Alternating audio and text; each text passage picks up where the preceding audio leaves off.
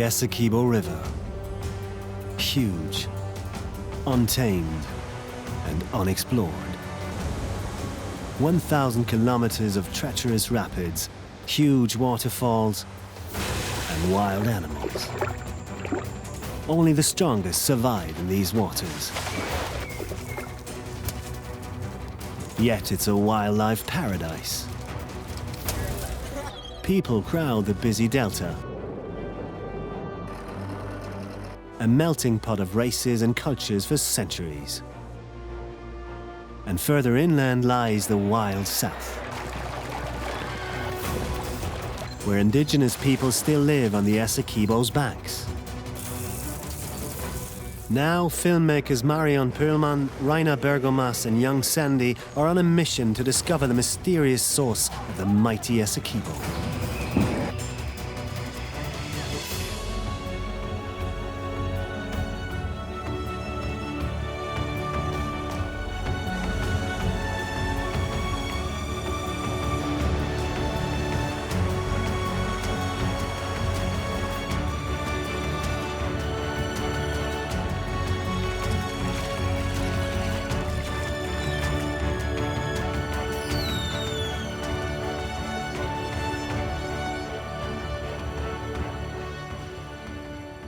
This is a journey into the unknown, a daring attempt to find the origin of Guyana's great Essequibo River.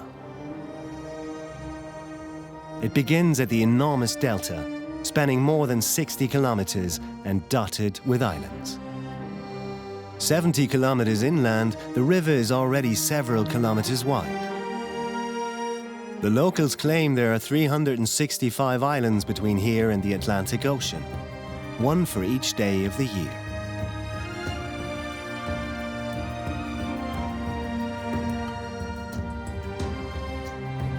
This is the historic heart of Guyana, where European settlers arrived in the 1600s and left their mark. The Dutch built Fort Zeelandia to protect their lucrative plantations from military incursions by the French, the Spanish, and the English. Until 1814, the Dutch colony Essequibo was governed from Fort Island. Its remains a poignant reminder of Guyana's colonial past.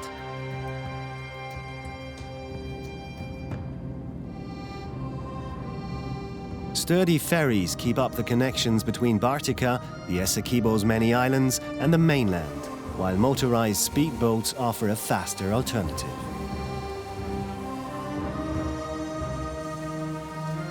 For the camera crew, this is the best way to explore the delta.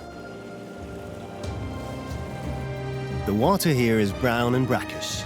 It's a mix of fresh river water and the Atlantic salty seawater. Perfect conditions for tiger sharks.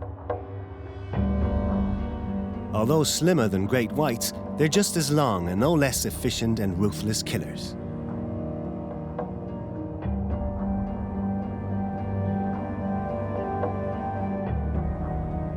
The tiger stripes on their backs are perfect camouflage. It's tough to pick out the threatening shape of a tiger shark in the light and shade cast by the water surface. It makes them all the more deadly.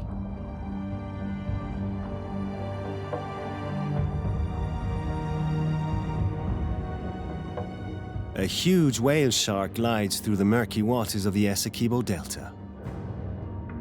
Over 13 meters long and weighing in at several tons, this is the largest fish on Earth. Despite its size, it lives off the smallest creatures in the water, plankton. So unlike the tiger shark, this enormous water monster is harmless for humans. Above water, the boat speeds past an impenetrable green thicket. Mangroves, saltwater specialists able to thrive in the brackish delta waters. Stunning scarlet ibises live here in their hundreds. The mangroves offer them precious protection, and the soft mud at the water's edge harbors plenty of food.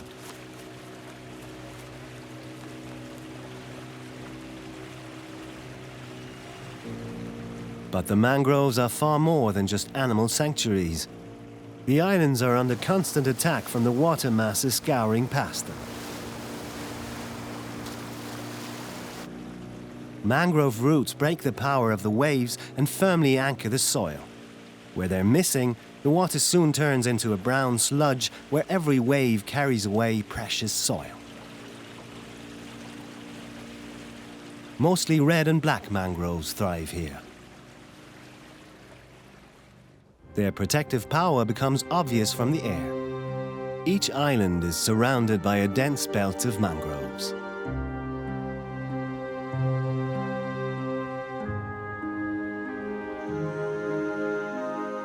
While the red mangrove weaves impenetrable root thickets, the black mangrove sends air roots to the surface that penetrate the ground like spikes. Mangrove crabs live among them. They are important. By burying and consuming leaf litter, they keep much of the forest's precious energy inside the system. And while out looking for food, the tangled mangrove roots provide precious shelter from aerial attack.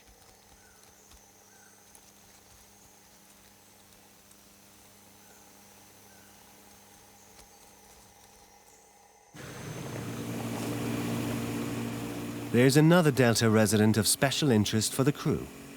Manatees, also known as sea cows, come here to graze.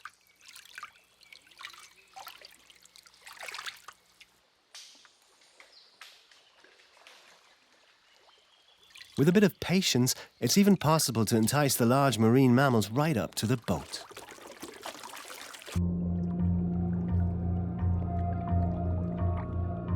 Up to 4 meters long and weighing in at up to a ton, these gentle giants are related to elephants.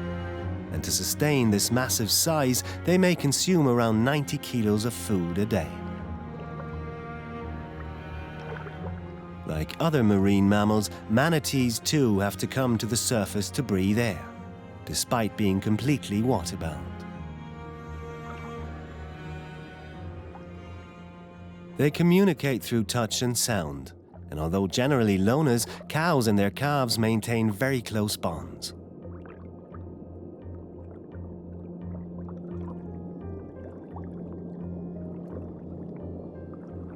Their prehensile lips are not only important communication tools, but they're also essential for grazing.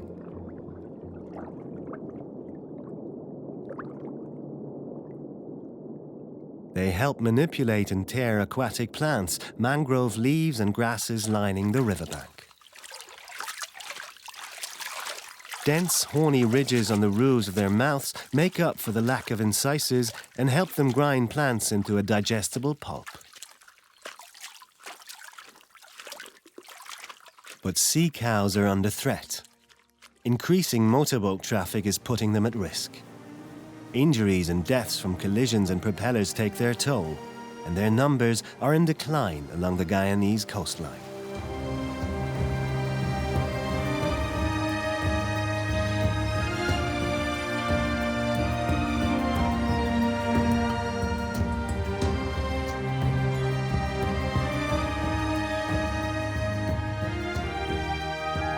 Where mangrove forests are intact, the land behind them is protected and safe. A natural haven is born.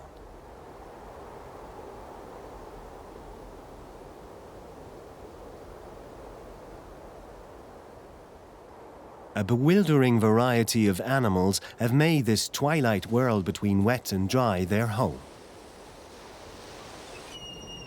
The mud flats offer plenty of food, and extensive shallow water pools are bountiful hunting grounds.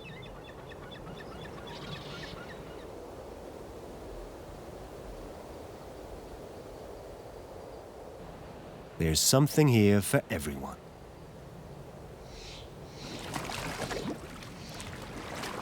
Prey is easy to come by, but manipulating it with a cumbersome beak is a matter of practice.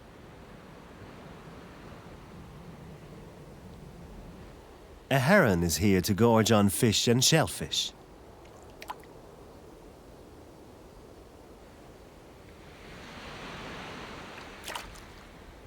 A crab makes for a bite-sized snack. Four-eye fish stick together in large schools. They let the waves carry them ashore. Not a problem for these ingenious fish. They use their pectoral fins to push themselves along on solid ground.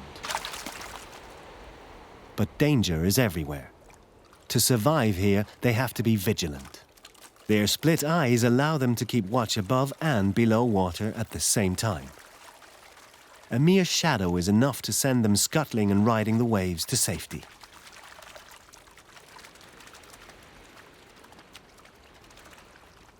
The skies above are full of danger.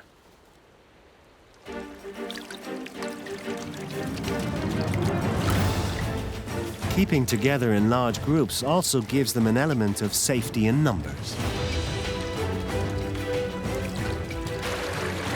It dramatically increases the survival chances of each individual.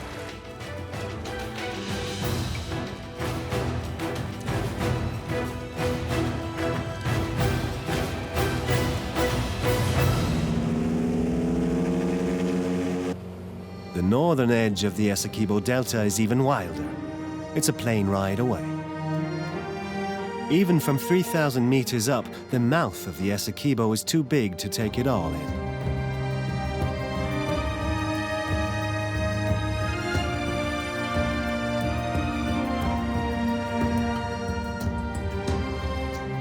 More than once, it seems as if they've reached the other side of the river. But then it turns out to be just another island.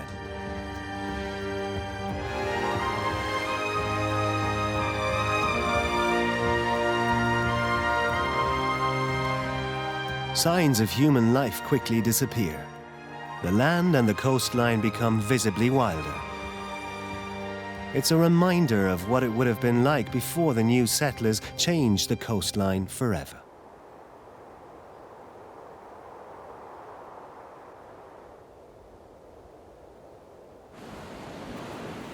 Their destination? Shell Beach. Over time, meter-high banks of broken shells have been ground into sand by the relentless onslaught of the waves.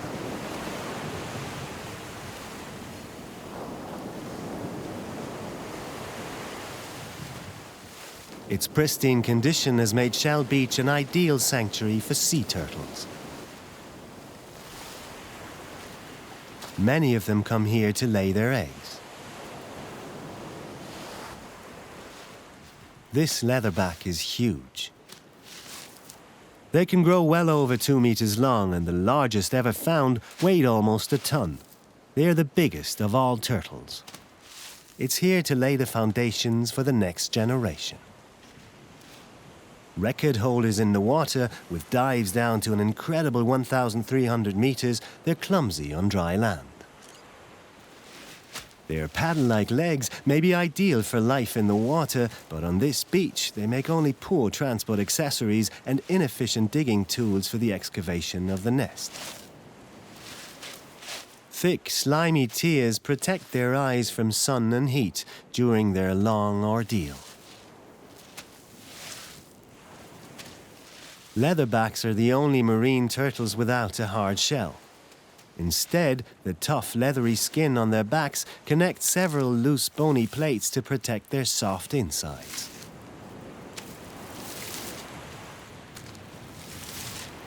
Finally, she can return to her element, water.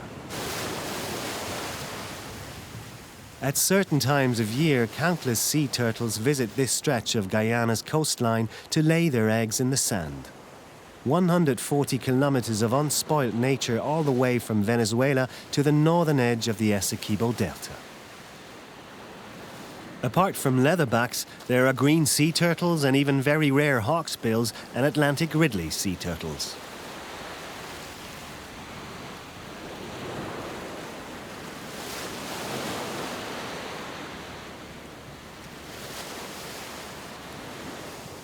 At dusk, land crabs populate the beach. A light-colored female tentatively picks her way across the sand.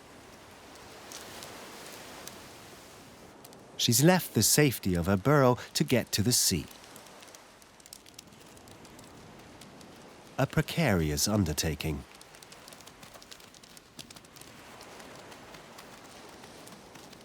And she's not alone.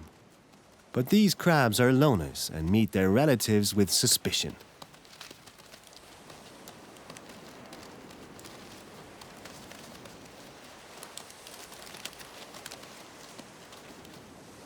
They may have a mainly vegetarian diet, but occasionally smaller specimens of their own kind also find their way onto the menu.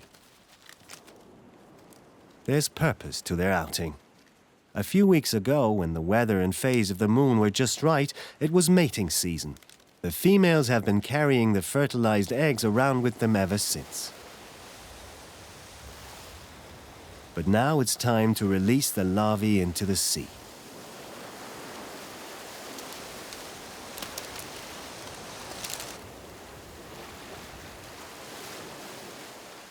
When night falls, the beach changes. A new shift of wildlife arrives. Under cover of darkness, a green turtle digs her nest just above the waterline. A long-winded ordeal.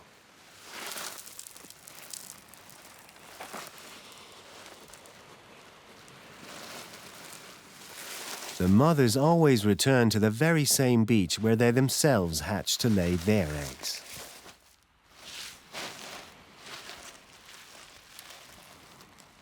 Every season, each female produces several clutches of eggs. The size of each clutch depends on the animal's age.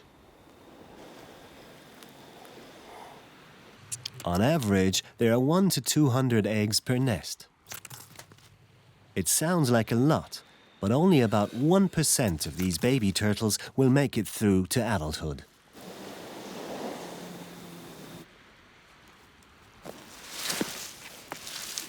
The last task, carefully covering the nest with sand.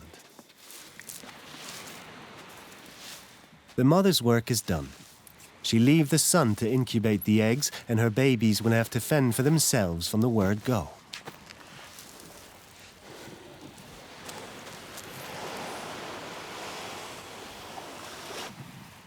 Procreation is a slow process for green turtles.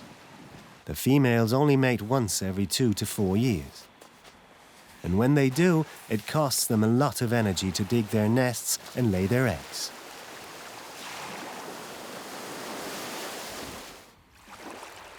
Just before 6 a.m., the black of night makes way to the first rays of the sun.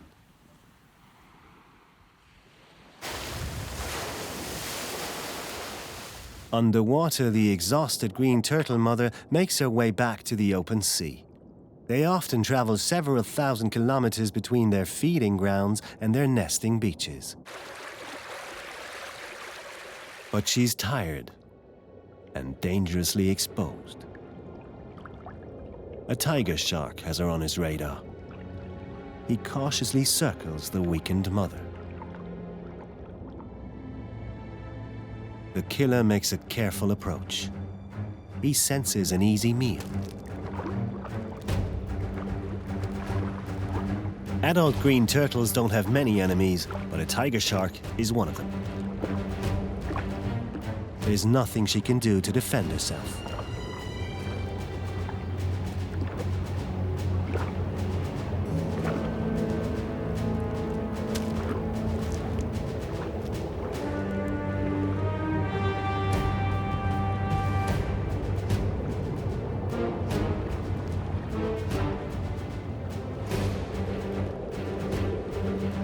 The feast soon attracts more and more hunters and scavengers.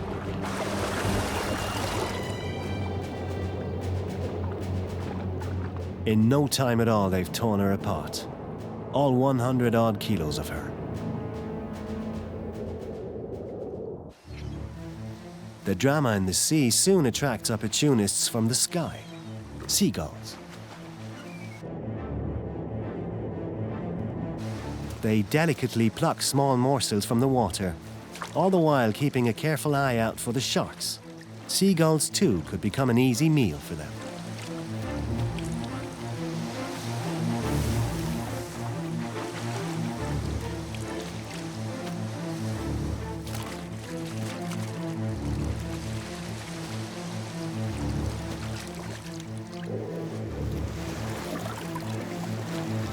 The crew have witnessed the spectacle from their boat, but now it's time to leave Shell Beach behind.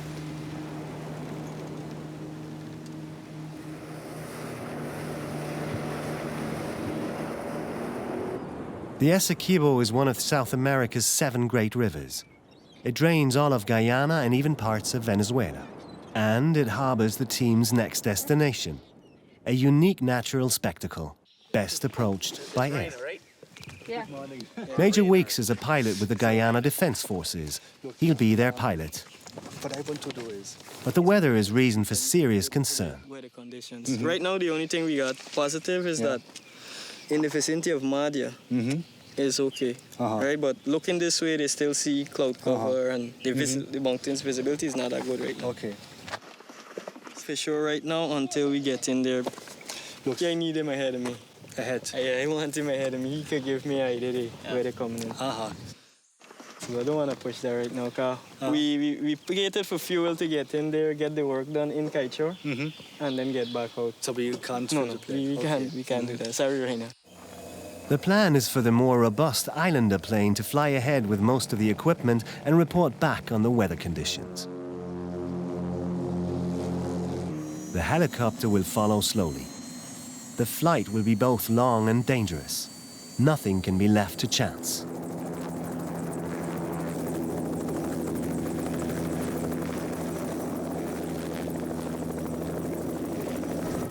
The route takes them from Timeri across the Demerara River towards the Essequibo. The 2 rivers are separated by extensive freshwater swamps. Palm trees dot the surface. They're able to survive where other trees would succumb to the waterlogged conditions.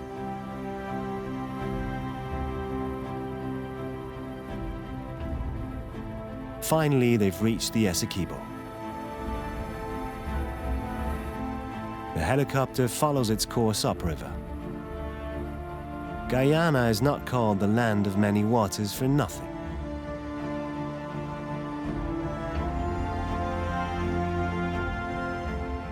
Their destination lies 150 kilometers inland on the Potaro River, a sidearm of the mighty Essequibo.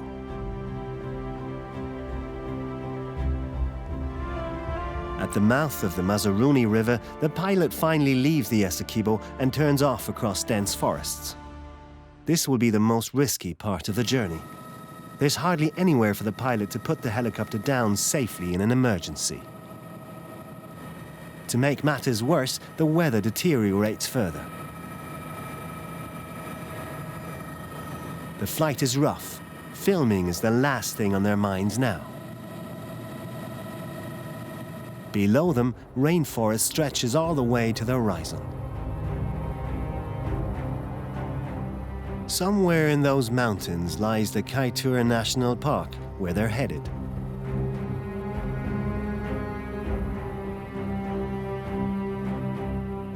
The area surrounding the national park bears the scars of mining operations. Guyana is rich in gold and diamonds. At least the clearings offer landing opportunities to the pilot. Landing on the rocks along the river would be far riskier. And it's completely impossible over the forest itself. Meanwhile, the Islander has taken a much more direct route and has long left the bad weather behind. It's approaching its destination, the Kaieteur Falls.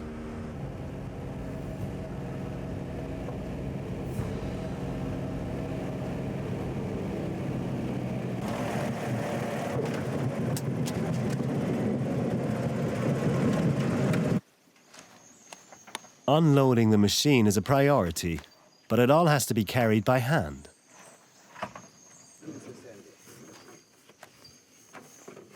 Even each 200-kilo fuel canister has to be lifted out.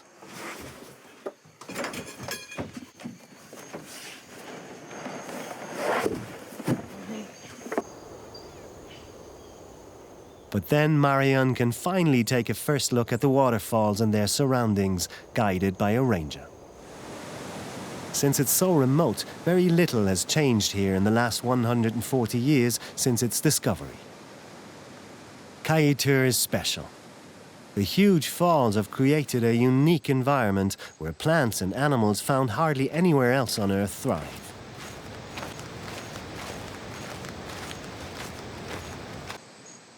There are countless epiphytes, plants that live off others, usually amongst the treetops.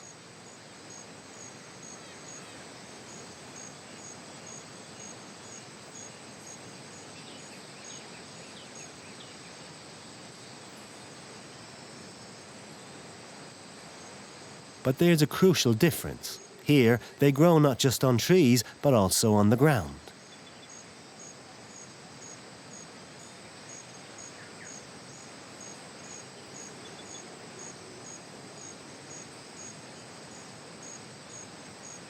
Some reach gigantic sizes. They're as tall as trees and form small forests. This endemic kind of bromeliad grows several meters tall.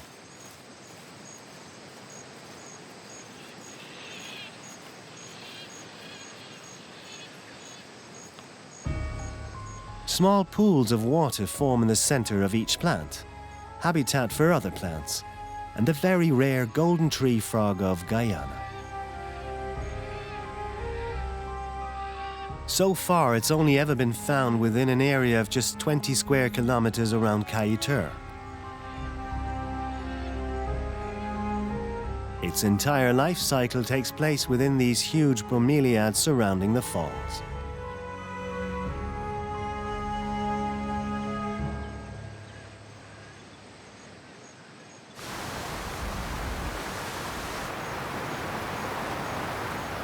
One reason for the special flora and fauna around here is the ground. It's cold, hard rock.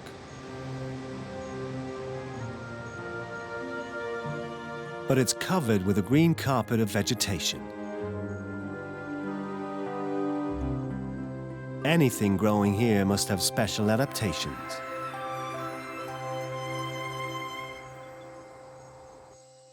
Like Brocchinia reducta, a member of the pineapple family. It grows on barren mountaintops and along the Detour Falls. It has a special trick up its sleeve to find enough nutrients in this barren place. Detour Ranger Reuben Williams shares this bizarre plant's secret. And it's called dusted bromeliad. Why? See this here, these white looking thing here? On this leaf here, this is what attract insects to come around for this plant here to feed on. So when they come here, this bromeliad here, they don't die. They try to feed on this here, they fall right in here. And when they fall in there, they don't get out. The edge of this leaf, it's very slippery. So when they try to crawl out, they don't get out. Yeah, well, you see this insect here now? This is what they do. Get trapped in here. And when they get trapped, this plant here digests the insects and it becomes like sand. Look here. See? A few months from now, it will start feeding again, eating all the mosquitoes. That's why up here at Detour you don't have any mosquitoes. It means this plant doesn't depend on the ground to keep it alive. It kills for a living instead. The insects provide everything it needs. This is one of the few bromeliads that have developed into a carnivorous plant. But it's not the only meat-eating plant at Detour. A local variety of sundew, just a few millimeters across, forms entire fields of killer plants. Sweet, sticky secretions glisten on its leaves, irresistible treats for passing insects. Their tragic deaths sustain the plants. Eventually, the helicopter too approaches the waterfall. The weather continues to be tricky. The long canyon of the Potaro River disappears in the mist.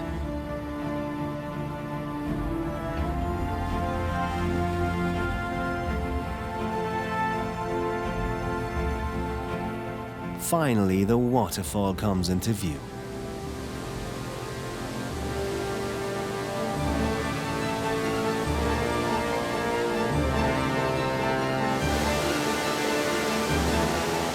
Its waters plunge 250 meters into the chasm below.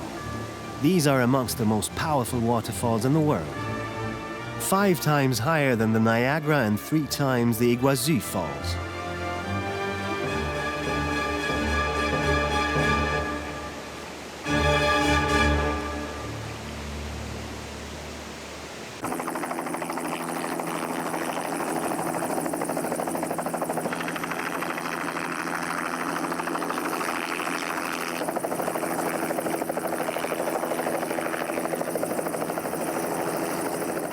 They've arrived, a relief after the tricky flight. But there's no time to lose. Reiner and Young immediately set off to join Marion in exploring the area around the falls.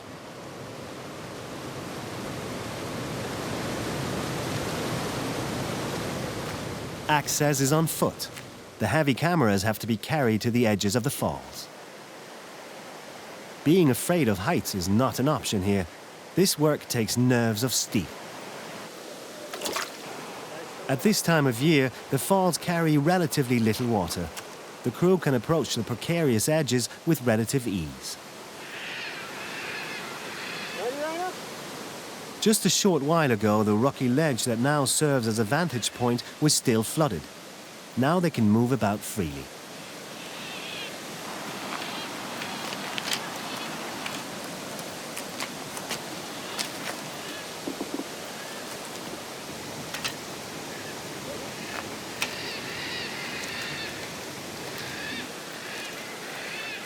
They're so close they can almost touch the falling torrent, even if it means balancing on steep cliff edges. The name Kayetur has been taken from the language of the Patamona Indians.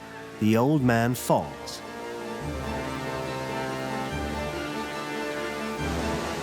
The natural spectacle of the entire Potaro River tumbling across a rocky ledge 250 meters into a gorge is hard to beat.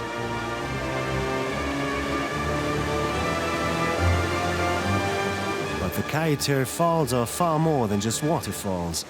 They create their very own microclimate and support a unique habitat.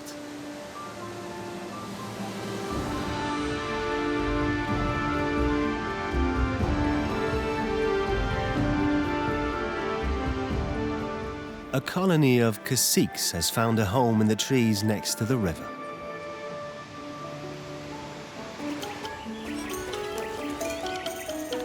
Their noisy squabbles are audible even over the thundering water masses. Their calls are incredibly varied, and often they're imitating sounds they've heard somewhere else. The smaller females are responsible for weaving intricate basket nests with their long beaks.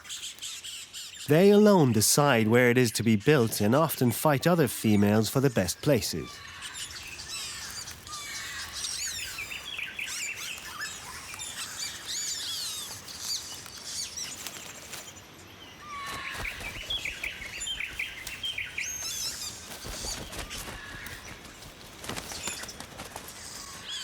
But a toucan could be bad news. It's watching the colony carefully, selecting its target. Then he begins his destructive work. Well-aimed blows tear the nest apart.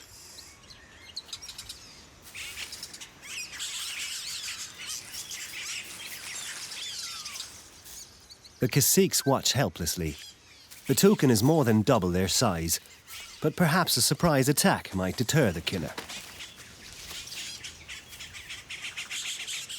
Success, or so it seems.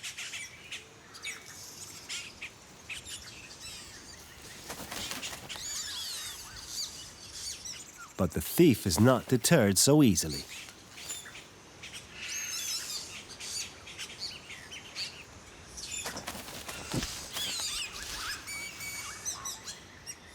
An easy meal like this is not to be wasted.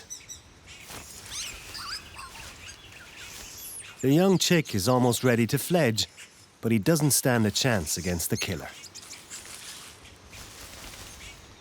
The prize is more than a quick gulp for the toucan, and this is not the place to enjoy this feast in peace. A sad loss for the colony, since each nest usually harbors just a single chick.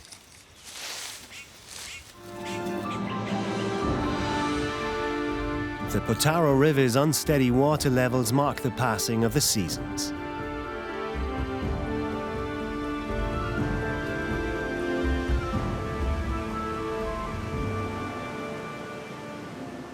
When water levels are low, grassy islands emerge in its waters.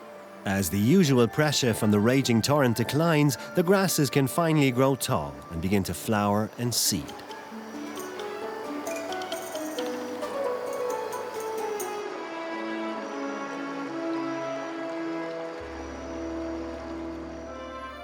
Above the falls, the green islands sit next to the grey surfaces of dry rocks, usually hidden beneath water.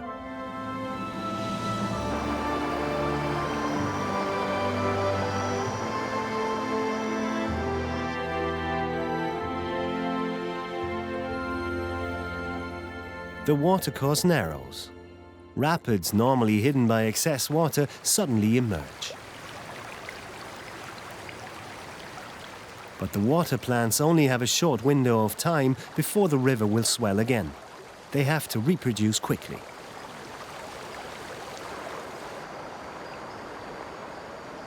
Spectacled caiman also profit from the changes in the river. They use the newly emerged small islands as perfect basking and vantage points. And when water levels are low, more fish concentrate in smaller areas. It makes them easy pickings for the caiman.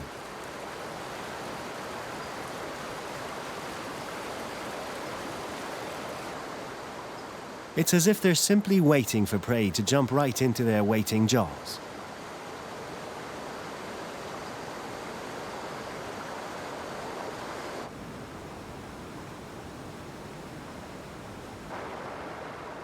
But sometimes it's enough to swipe sideways with speed.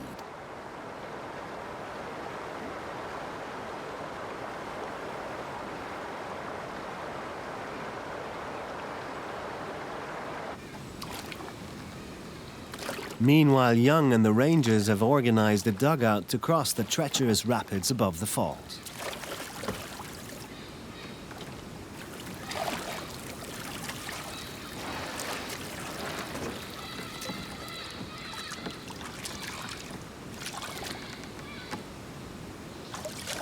From here, they can keep a close eye on the other shore.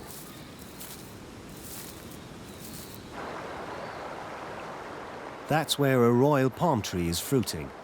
It attracts countless parrots.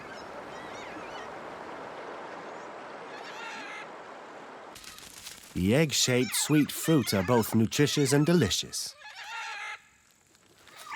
Green-winged macaws can't get enough of them. Using their strong beaks, they delicately pluck the fruit from the tree.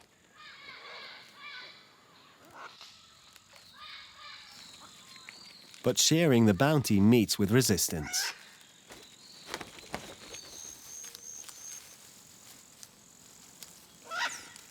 They all want to make the most of the fruit, while stocks last. It may be some time before they find another opportunity to gorge themselves.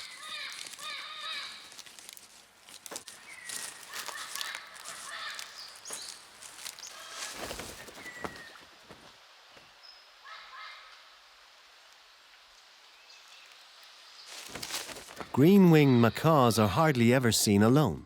They partner up for life. A hollow tree makes for a perfect nest. The chicks stay here for around 100 days, and until they're ready to leave, they're cared for by both parents.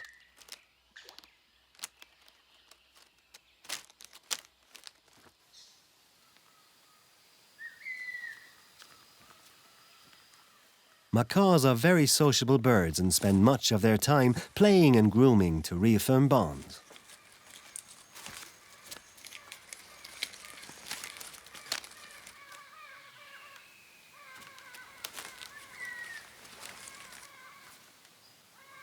Out in the open, the birds are on high alert. You can never be too careful out here. That's why staying in pairs or in larger groups has its advantages.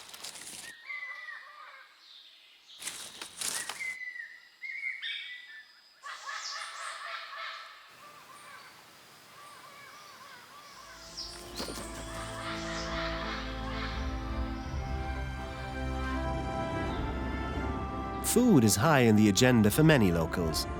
A family of spider monkeys is looking for their next meal in the forest. They weigh about 9 kilos, but nevertheless make their way through the trees with easy grace. Their long tail comes in handy. It's prehensile and works like a fifth hand. As strict vegetarians, fruit, flowers and leaves are on the menu. They search for their next meal in small bands during the day, but they stay in touch with the other bands in their colony by calling to them.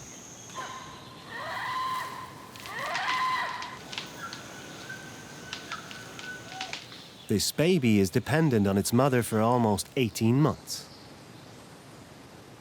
It learns everything from her, including that it's best to hide when a harpy eagle flies.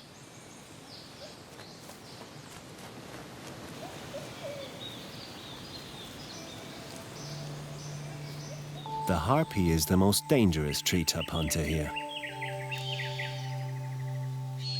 But it'll take at least another year before this chick will join its parents in the sky. Until then, mother and young are entirely dependent on the father's hunting prowess.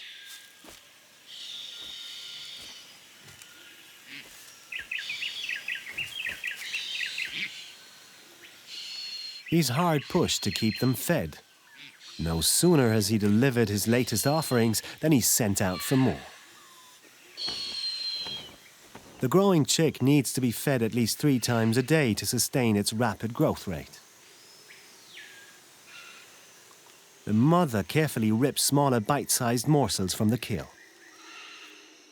It'll be almost 2 years before the chick will be able to fend for itself.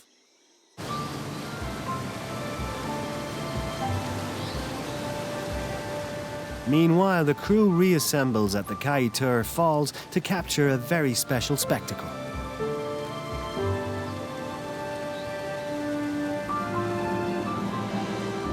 At dusk, hundreds of white-colored swifts make their way back to their nests, behind the waterfall.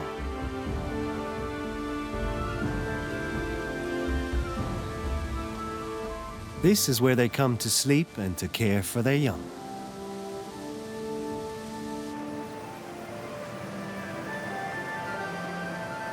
The crew is ready. The swifts will begin to fly through the watery curtain, concealing their roost site at any moment now.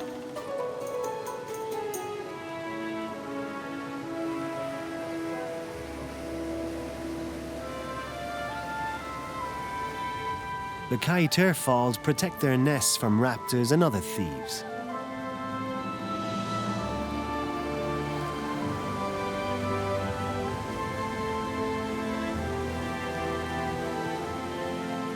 Huddled together in small groups, they cling to the precarious cliffs.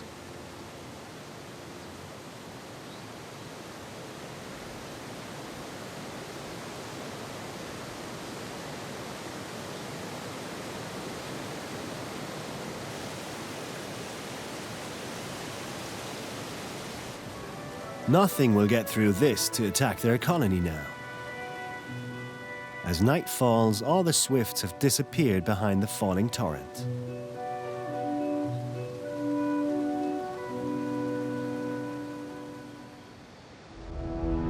But at dawn, the Detour is transformed.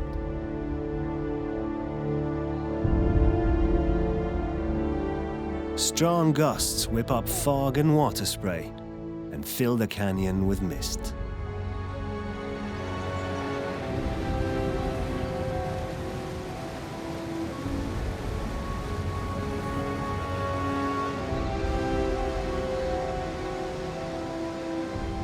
The sun is not yet strong enough to burn through the shroud of water droplets.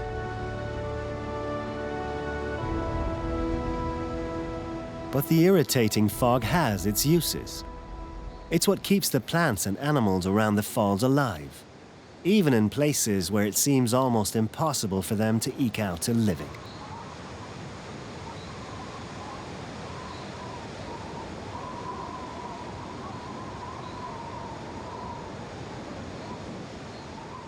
Only some are hardy enough to withstand the unpredictable winds around the falls. Mosses and lichen cling closely to rock surfaces near the water.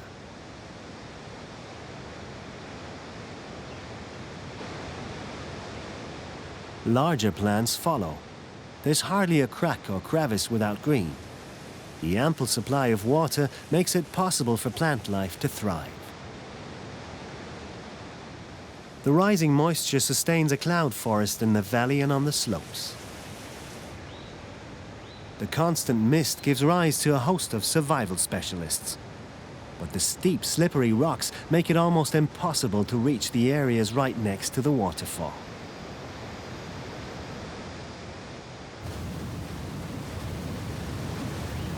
Unless, of course, you can fly.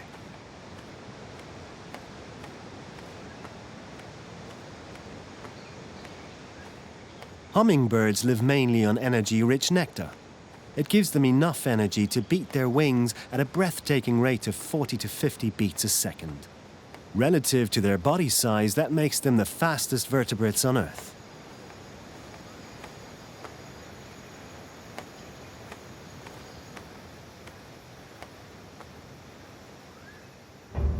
The forest above the gorge is like something out of a fairy tale.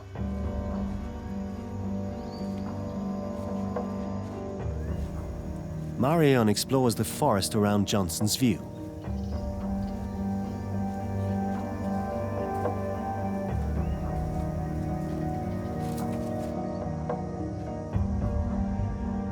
She's looking for something.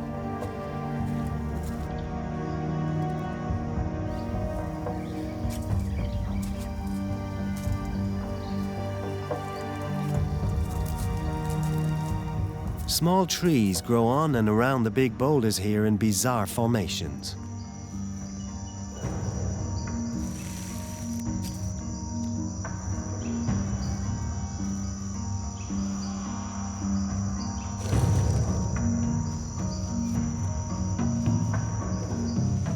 The leaf litter on the ground is a perfect hideout for the fertile ants, a pit viper that packs a punch. Its venom is lethal. They're common in these parts, even if their perfect camouflage means they're rarely seen.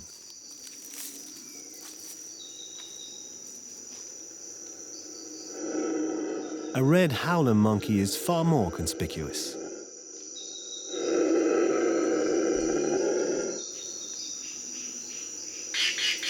But the team is after something even more striking: the flamboyant cock of the rock.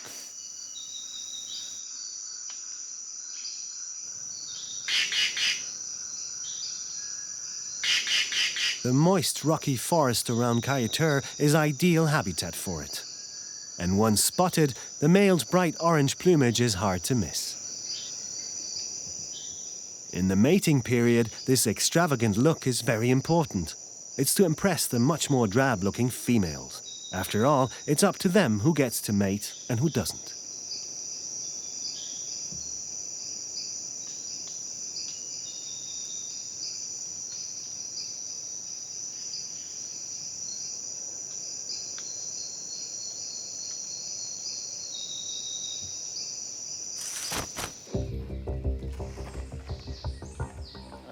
Back at the ranger station, Major Weeks and his assistant officer get the helicopter ready.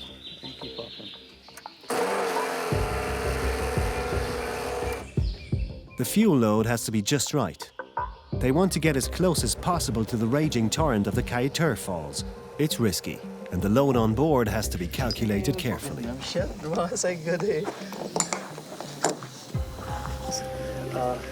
want to film the islander from the air. This means we have to take... Our plane is much faster than this. Yeah, but it has to slow down. Okay. And we have to fly plane with cruise. Last discussions on the ground. Yeah. Then it's time to get going.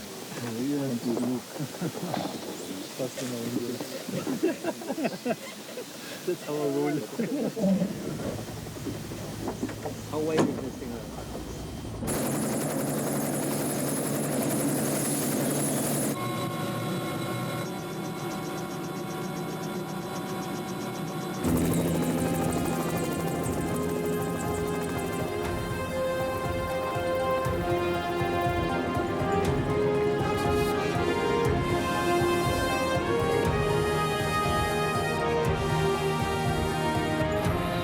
3 cameras are on board to capture the best views of the imposing falls from the air.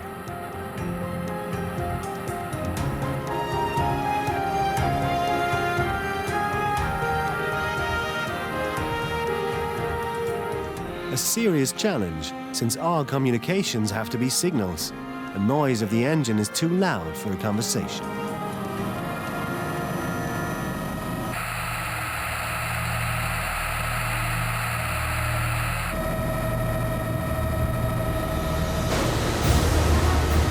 But it works.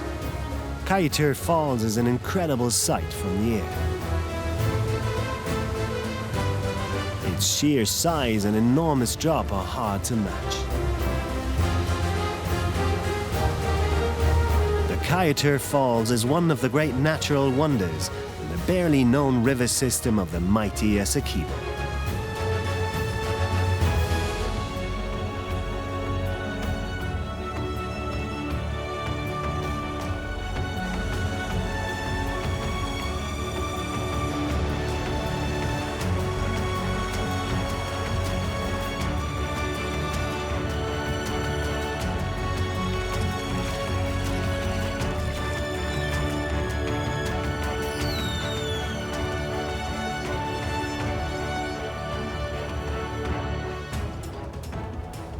The islands of the Essequibo Delta, the Atlantic coast and its mangrove forests with their incredible diversity of life were the expedition team's first stops. Leaving the coastal dramas behind, they turned towards a natural wonder of the gigantic Essequibo River system, Kayuter Falls.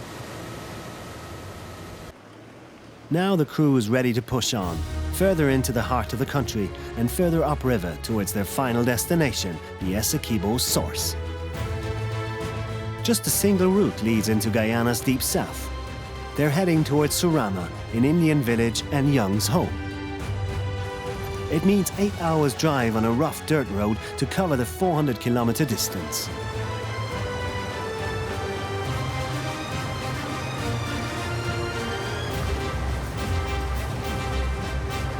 On terrain like this, it's imperative to check the 4-wheel drive regularly. Because out here, they're on their own.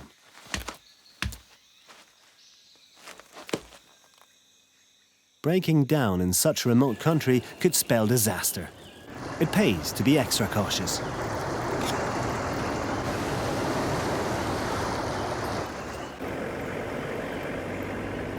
About halfway to their destination, they hit the Essequibo. The only way forward is to go by ferry. A tiny boat that hasn't changed in decades and remains the only way to cross the mighty river with a vehicle.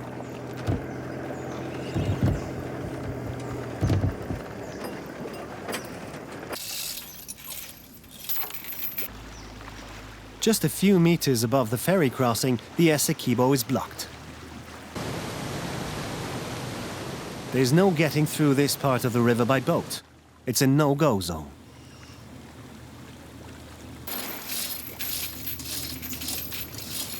Since the road was built, the car has become the transport of choice in these parts, even if it does come with challenges.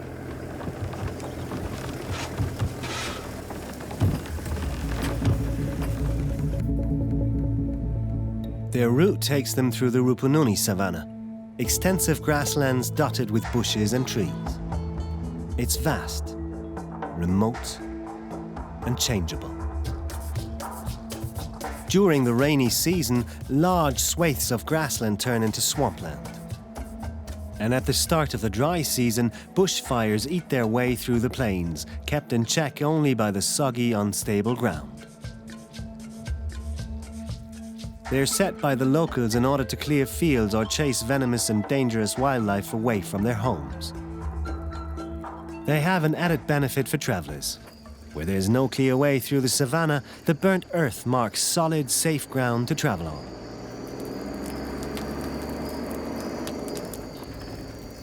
Elsewhere, even the 4-wheel drive risks getting stuck in the mud. The wet is a magnet for wildlife. A group of jabirus majestically stride through the flooded grassland. Standing over a meter tall, their beaks alone reach around 30 centimeters.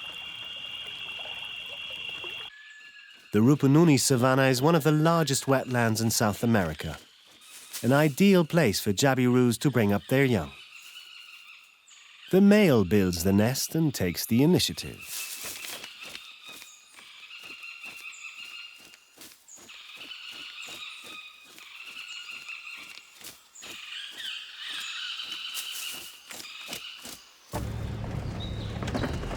The team has almost reached the day's destination, Surama. Cattle are a sure sign that the village is nearby. They're a valuable source of protein for the villagers.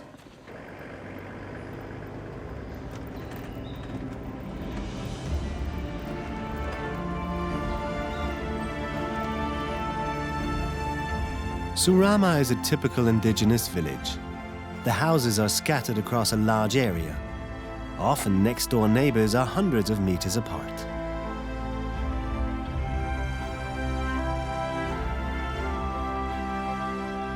The houses are still built in the traditional way.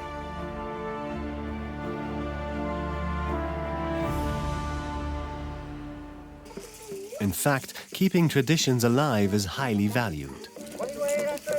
The women put on their finest for a village dance. They've made the intricate clothes themselves following ancient patterns.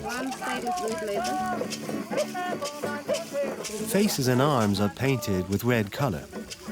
Red was once considered a protection against evil spirits.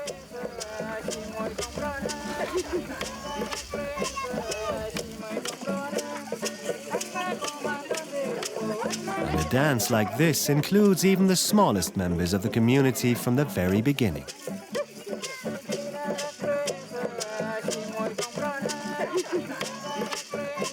Many of the old songs deal with everyday life and the skills needed to survive in the wild. Weaving is a craft that's particularly valued.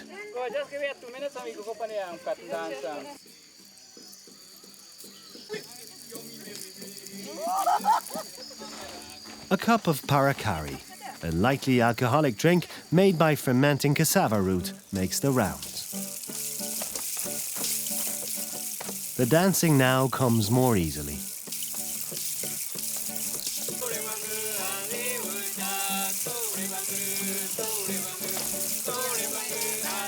The mood is light and cheerful, reflected in the upbeat dance and music.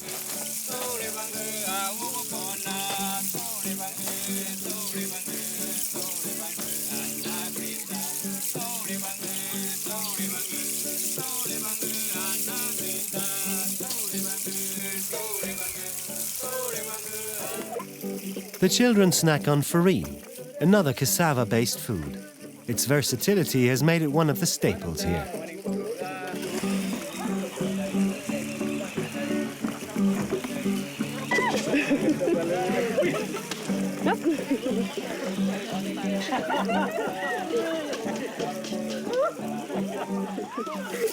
It seems there are no bounds to the villagers' enthusiasm for song and dance. And in the end, the crew themselves also have to join in.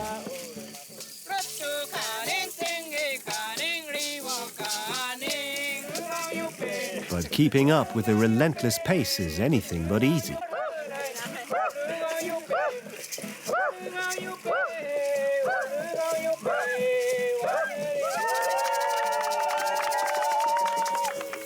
Refusing to take part is simply not an option.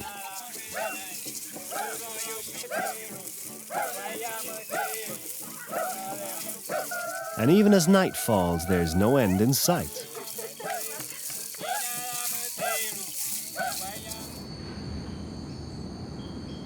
Eventually, peace and quiet does return to this remote spot, and encourages other creatures to come out. A two-toed sloth. It may look uncomfortable, but this bizarre upside-down pose is a sloth's preferred position in the tree. Its formidable claws act like hooks on the branch.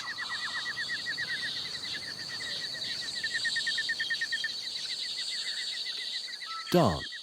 The filmmakers have no time to lose. The way ahead is long and undoubtedly tough. They have a rendezvous a few kilometers away, back at the river.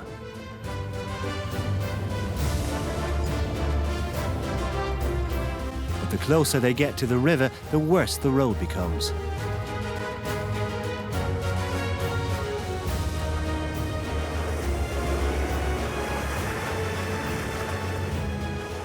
The rough dirt track turns into a veritable quagmire. The car sinks ever deeper into the mud.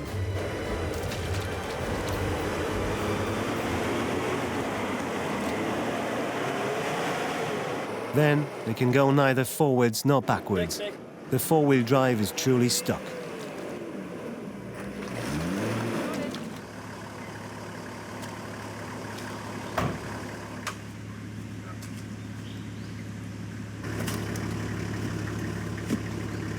The clamps on this, then you put this underneath and then they go over, right? The sand ladder is supposed to provide grip for the wheels. Progress is slow, a meter at a time. Okay, go forward. But the car's weight pushes it far into the mud.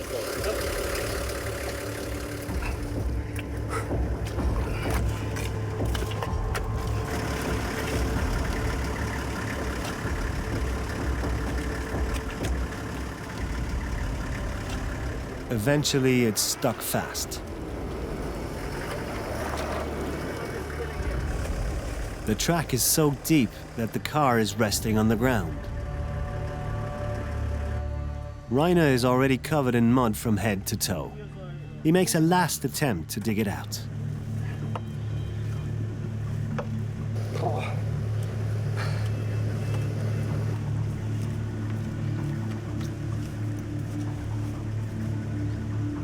Young has somehow managed to stay clean and takes care of less messy jobs.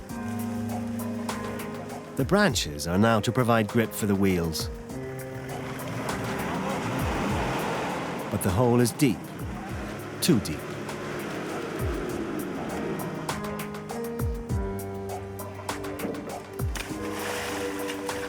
The only thing left to try is a cable winch.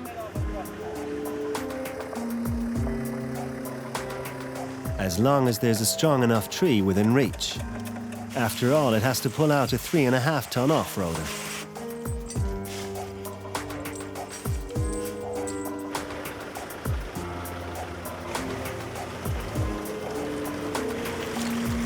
Success. They're back on the road and continue to their meeting. In Guyana, what's ambitiously called a boat landing is in fact just a suitable bit of riverbank for loading boats. From here, the expedition will travel by boat to the Essequibo itself. But first, they have to find enough space on the narrow boats for all their equipment, their provisions, and themselves. The boats may look small, but each one can carry a whole ton in weight. The onward journey will be anything but comfortable. The next leg alone will take 10 hours. At least there is plenty of wildlife to keep them busy along the way. Sandbanks have emerged from the river during the dry season. Ideal meeting points for skimmers, sociable birds that fish for small prey on the wing.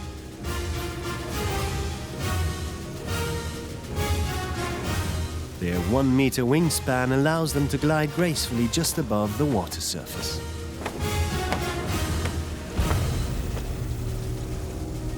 Watching them is an unexpected treat for the crew.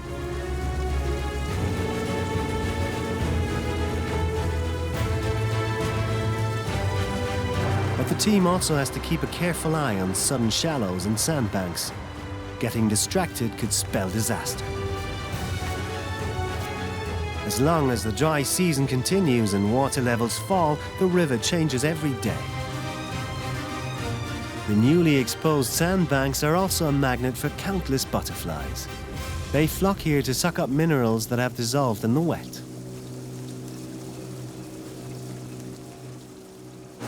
Several hours into their journey, the crew spot their first black caiman. It's out basking in the sun to warm up.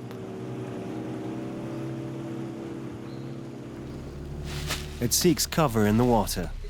Humans are best avoided.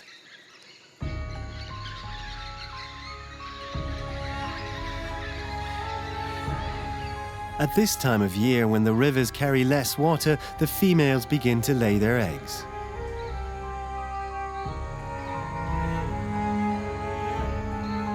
A nest scratched together from leaves and twigs will harbor her eggs until they're ready to hatch.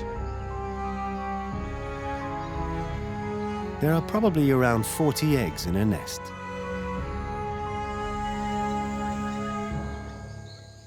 And unusually for reptiles, the caiman mother stays nearby while her young develop in their eggs.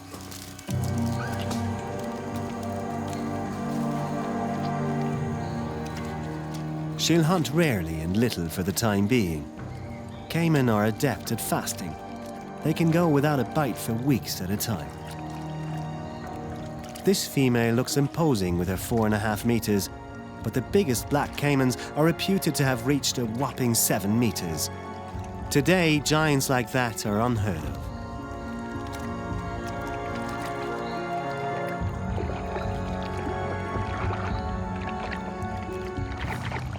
The black caiman mother oozes the confidence that comes with a killer her size. And you wouldn't want to be on her menu.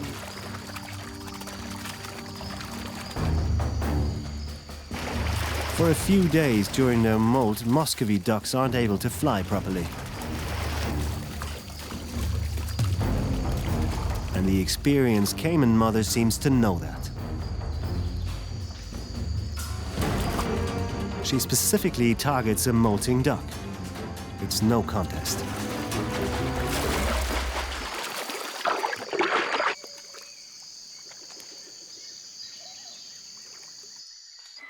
The egret, on the other hand, shows no real fear of the hunter.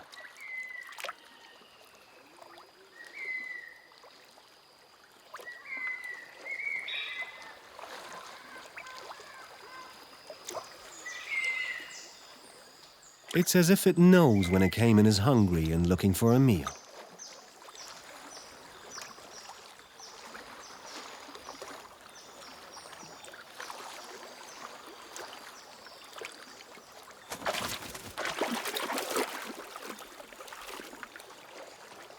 Caimans are common in Guyana, and in many places they live right next to people.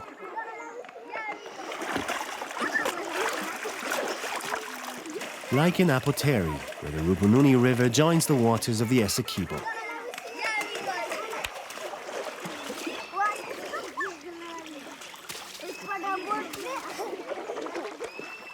The river is at the center of daily life here. It serves as a washing machine, a bathtub, and a playground, all at once.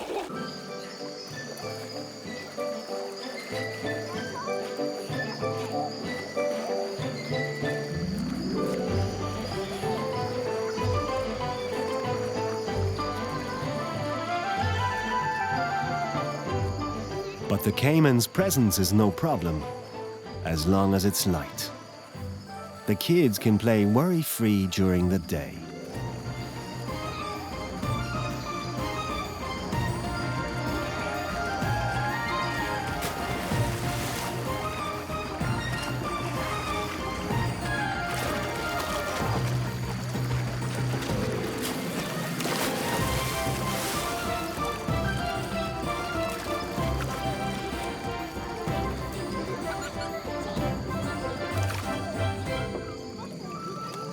But when darkness falls, everything changes.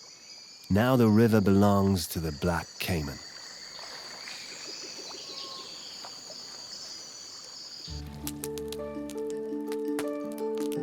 The filmmakers have made their camp just outside Apotheri. Now, in the dry season, hammocks and a fire for the night are more than enough to be comfortable. Young has grown up on the river and knows exactly how to get dinner. Fresh fish is always welcome. This time it's a lukunani, a peacock bass.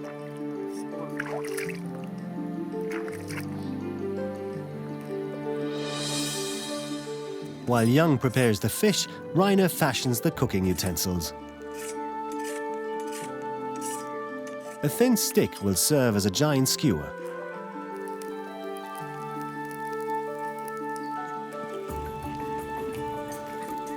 It's hard to imagine a simpler meal or one more delicious.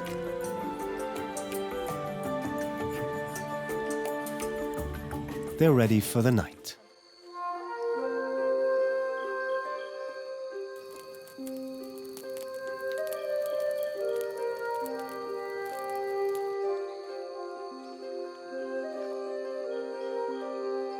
As soon as the sun sends its first rays over the horizon, the cameramen are up.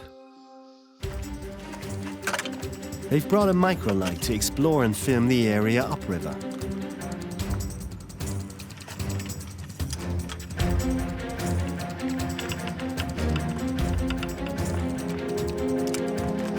It's a super light two-seater, but stable enough to carry a camera.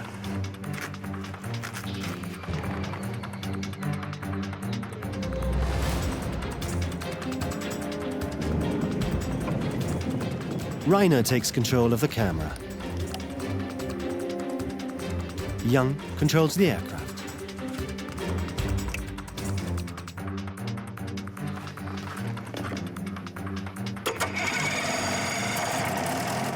To add stability, this microlight is designed as a trike, able to fly very slowly at just 60 kilometers an hour and can land on rough terrain.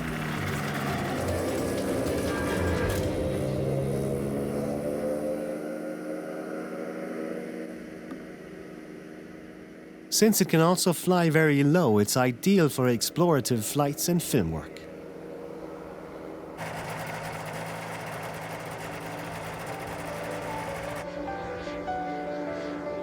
From above, everything takes on a new dimension.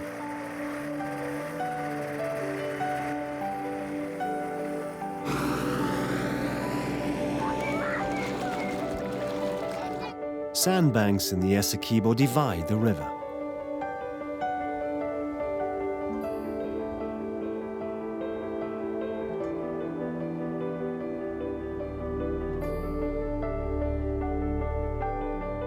And from the air, it's easy to see how the white waters of the Rupununi mix and mingle with the black waters of the Essequibo.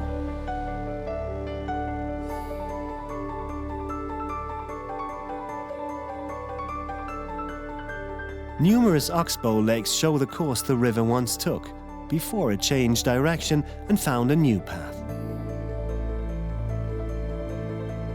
These former river meanders are now important habitats for plants and animals.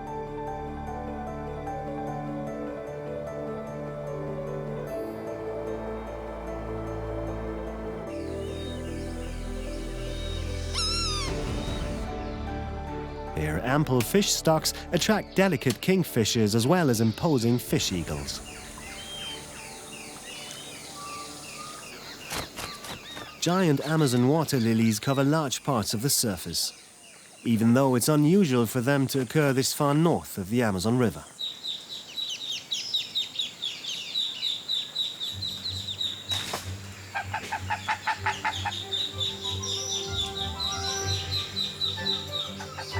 A Muscovy duck encourages her chicks to leave the nest.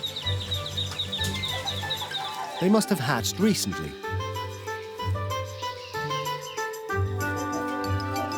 But already the chicks are ready to leave the safety of their nest hollow.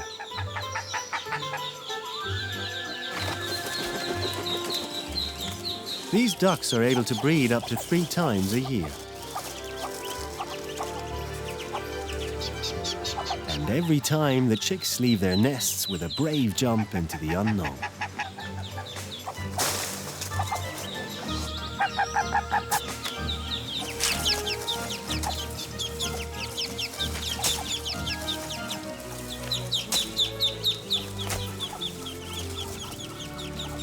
Once they've all landed, they follow their mother to the lake.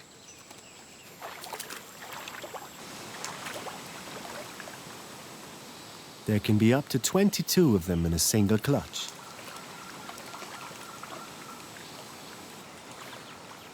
The chicks are able to swim from the word go and follow their mother on their first foraging trip.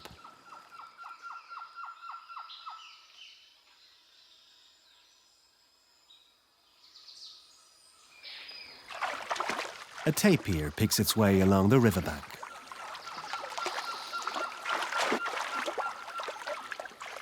This is the biggest mammal of the neotropics, and it likes to stay close to the water. This is where it can find plenty of plants to sustain it.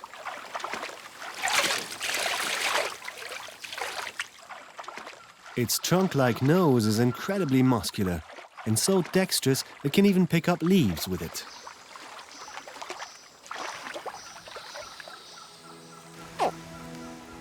The oxbow lakes also make perfect black caiman nurseries. 2 months after the eggs were laid, the babies begin to communicate while still inside their eggs. That's how they coordinate their hatching time. The mother has stayed close throughout, ready to defend her babies from unwanted intruders. She may even help them break out of the nest.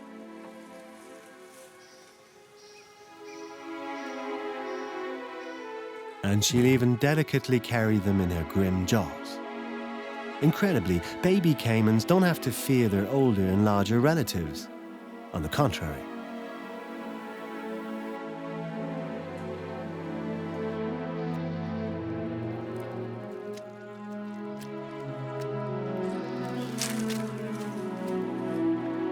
In the first few weeks, the hatchlings stay closely huddled together, finding safety in numbers.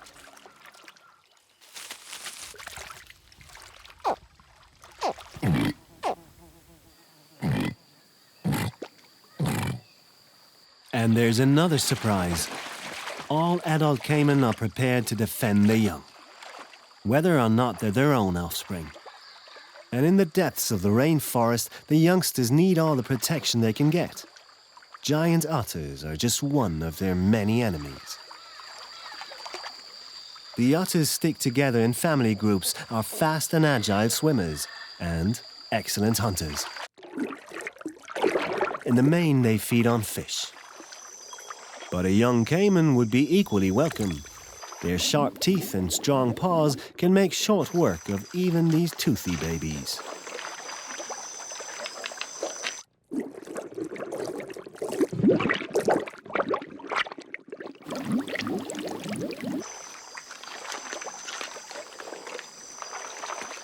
Of course, they have to get past the adult caiman on guard duty first.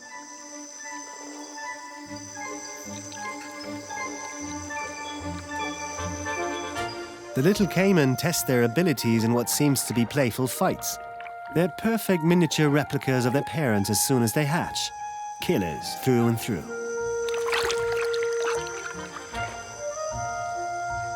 Of course, initially they pick on prey their own size. Insects, snails, and small fish are all they can deal with.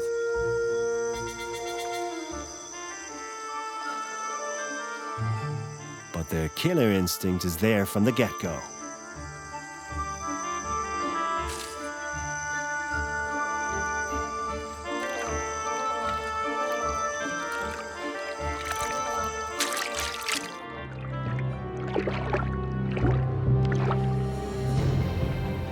The youngsters are fairly self-sufficient from the start, but this drive to be independent doesn't come without a price. Only a minority will make it through their first year, despite their needle-like teeth and bad attitude.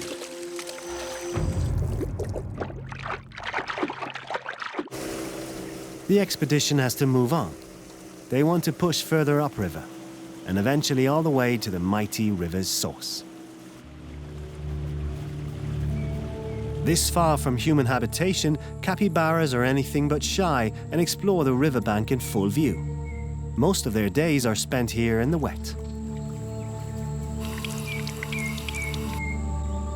They're able to live to the ripe old age of 10 years, if they've not become someone else's meal by then. Caimans can sense even the smallest movements from far away. Diving is not the way to make your getaway here.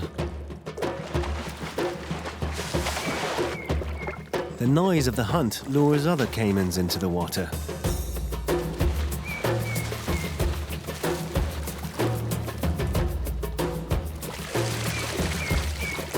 Caimans can neither bite nor chew. They have a different solution. Everyone grabs a piece of the victim before spinning on the spot. The much feared death roll. The prey is literally torn to pieces.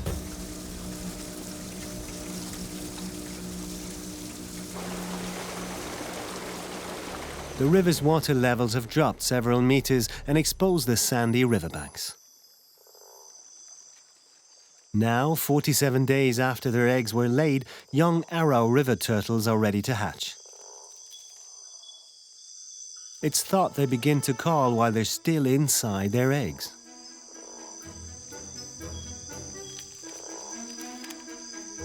As they emerge from the nest, they have to run a gauntlet. Instinctively, they head for the water.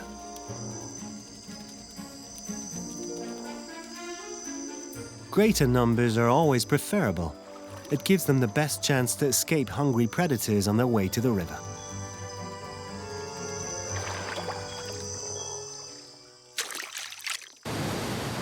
Upriver, dreaded rapids await the team.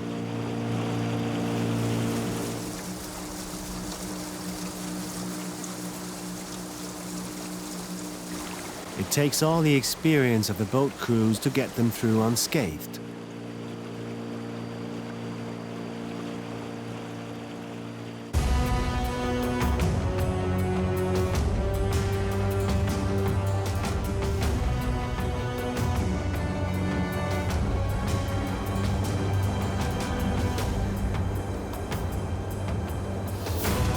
But the most direct route is not always an option. Now it means unloading the boats and carrying everything to get past the whitewater. In this current, a wrong move could be lethal. Even the boats have to be carried over land.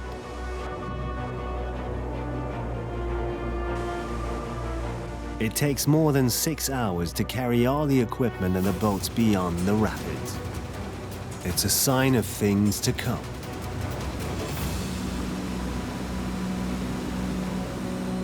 And an Indian brandishing his bow and arrows to go fishing is anything but a welcome sight for the expedition members. He's hunting pacus, a fish at home in whitewater and river rapids.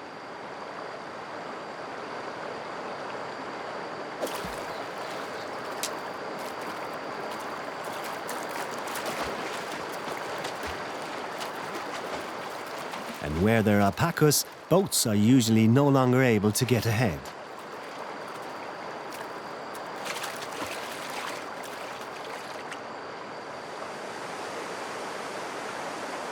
Pursuing this route to the source would take weeks, if not months. Their worst fears come true. This stretch of rapids lines over 5 kilometers of the river, and it's followed by others. They're insurmountable. The team have to make a tough decision. They have to go back and find another way through. Further south, they might be able to join a sidearm of the Essequibo that will guide them back to the big river and its unknown source.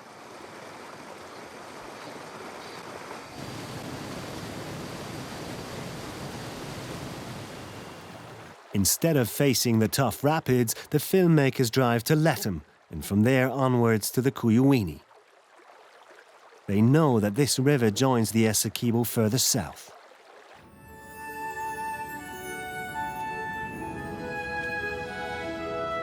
Their journey takes them back through the Rupununi savanna and its mosaic of forests, grassland, and swamps.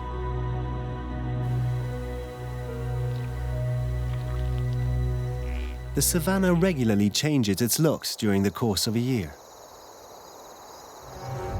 With the onset of the rains, the first drops are greedily sucked into the ground.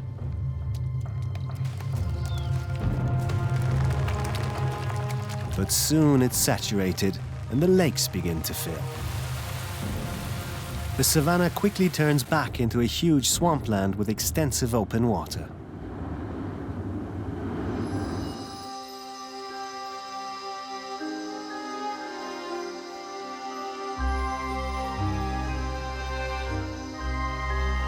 Water hyacinths take over. They can double their area in just 2 weeks.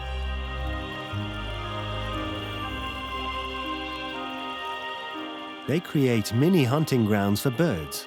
Small fish, insects, and other prey hide amongst the leaves. The rainy season turns the savanna into a paradise for waterfowl. The shallow waters harbor plenty of food for them.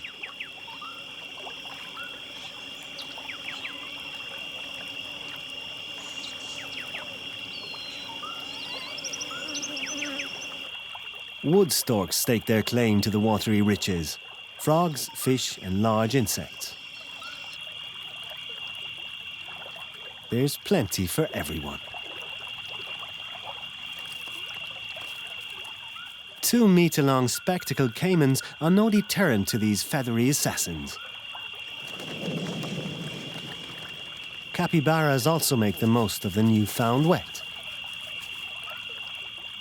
They're the largest rodents on Earth and live together in family groups. While one of them is on the lookout, the other feeds. Their name means something like master of the grasses. They're close relatives of the guinea pig, but these large furry creatures always need lakes, rivers, and swamps nearby. They spend much of their time in the water and are excellent swimmers.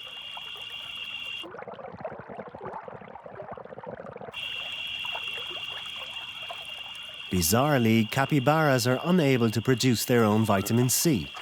Unlike most other vertebrates, they have to find it in their food.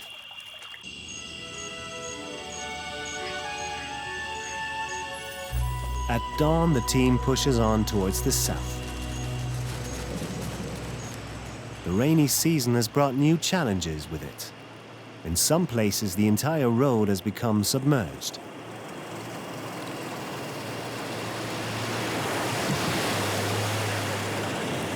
Their plan is to find more support for the expedition in Lethem.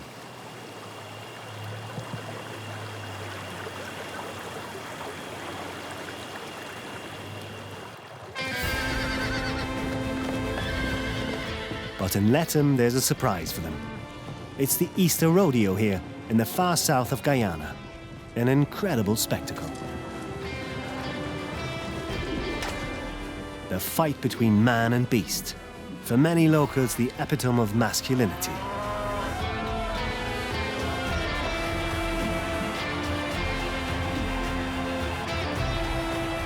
The cattle all come from the surrounding ranches.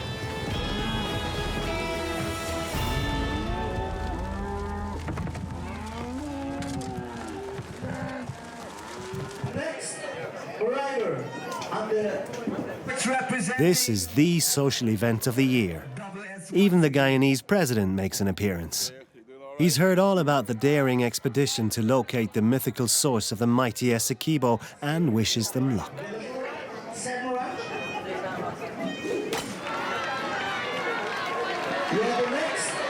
Dwayne de Freitas is one of the organizers, and he's the reason for their stopover at the rodeo. Nobody knows the Essequibo better than him. He's agreed to join their team.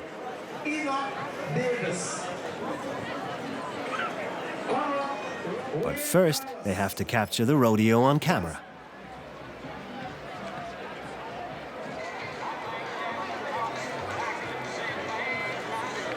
The competition begins.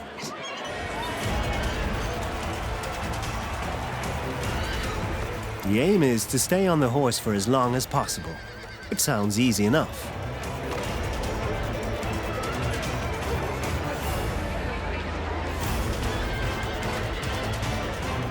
But the animals are single-minded about ridding themselves of rider and saddle.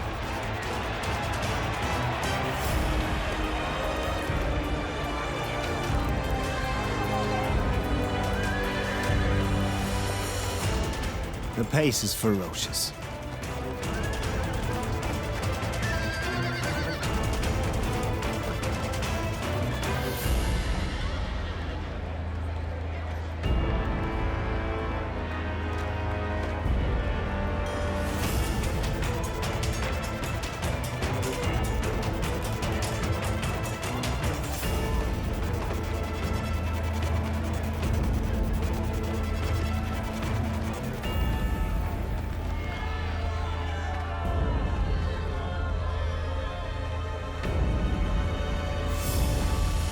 Finally, it's time for the bulls.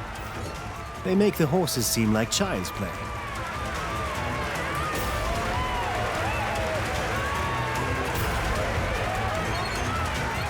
The color of his shirt identifies the rider's ranch.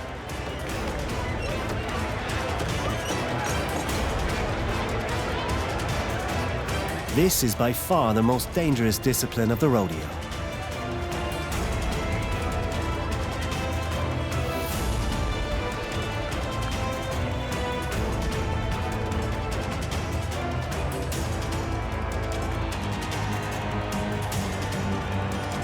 Of course, the angrier the bull, the better the show.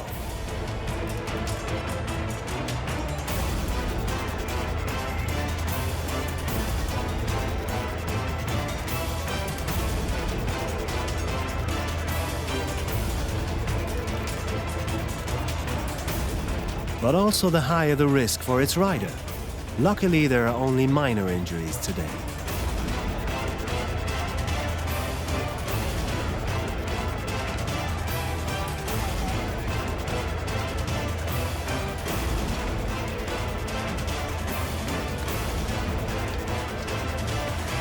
From the rodeo, the crew travel on to Daranawa, the biggest ranch in Guyana and home to Depicts.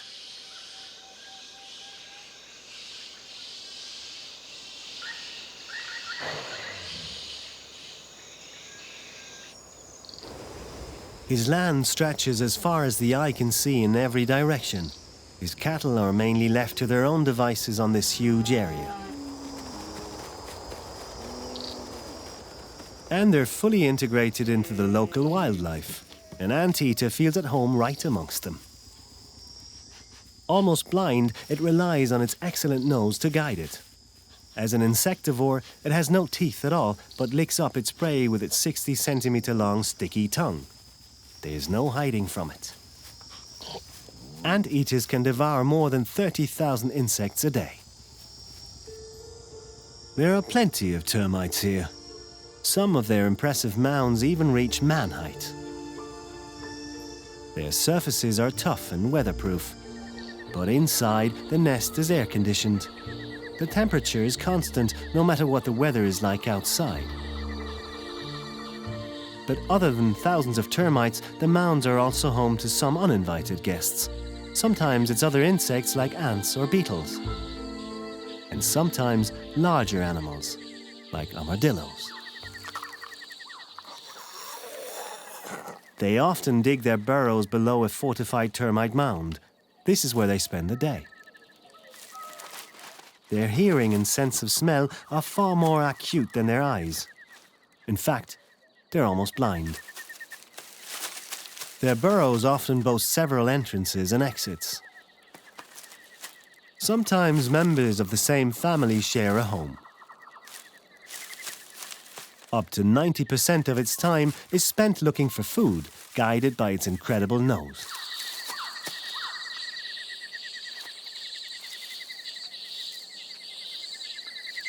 It's looking for beetles, grubs, small vertebrates, but also fruit and carrion.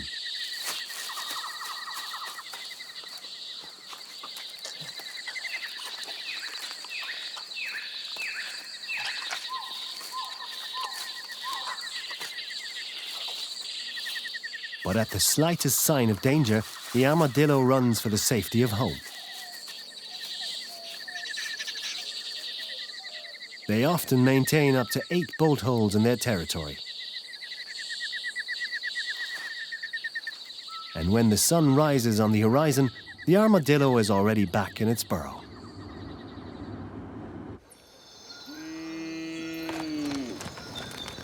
Before the expedition can once again get on its way, Depicts wants to ensure everything is just as it should be on his ranch. It's roundup time on Daranawa.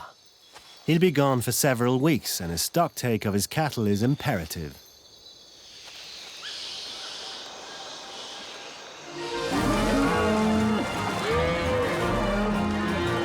Around 40 people work on the ranch looking after over 5,000 animals. It's a tough job.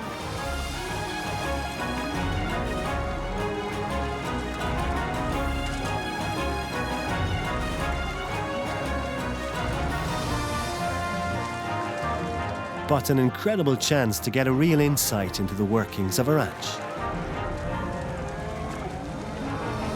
Most of the vaqueros, the cowboys, are Wapishana Indians. And on Dadanawa, even the workhorses are homebred.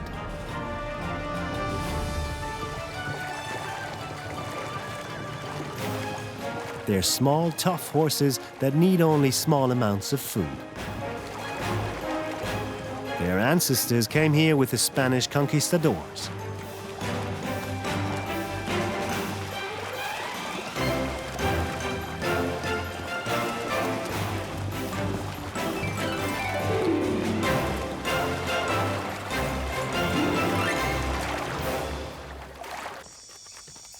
But there's a drawback to life on the wild expanses of the savannah. There are big cats here. Cattle are easy prey to them. Dwayne has had word that a jaguar has made a kill. Yeah, you could see where the jaguar got it. He tried to get it from the back first, probably got on. You see scratches on the back there. Got onto the head, bit it in the nose, scratched it up here. 2 puncture marks right here. These are probably what killed it, gone into the animal. The jaguars around here been killing animals like this. I don't know. Normally they kill them by biting them in the back of the head, puncture and get up on the back of the animal and kill it. But for the last couple of years, I noticed animals been dying. I mean, catching them on the nose and crushing it, like suffocating them, no? Breaking the bones up. Real powerful jaws. But you could use the meat, but I can leave it and put a trap camera over there and see if the jaguars come back. This time he wants to capture the killer on camera. The dead cow will remain as bait for his camera trap, designed to be triggered by movement.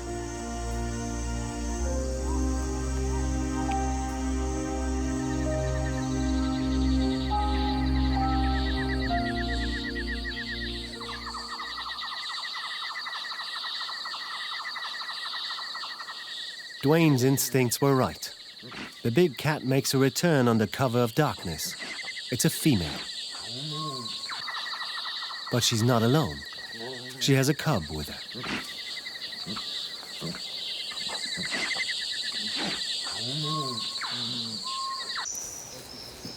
Capturing the jaguar on camera is a rare treat. Rainer and Young want to find out more about her. They're on their way to a cavern that Dwayne thinks might be the killer's hideout. They deliberately make a noisy approach. They want to warn the jaguar that they're coming to avoid a surprise encounter. Hidden between the big boulders are caves and hollows. This is where Dwayne managed to film a jaguar using a camera trap only recently.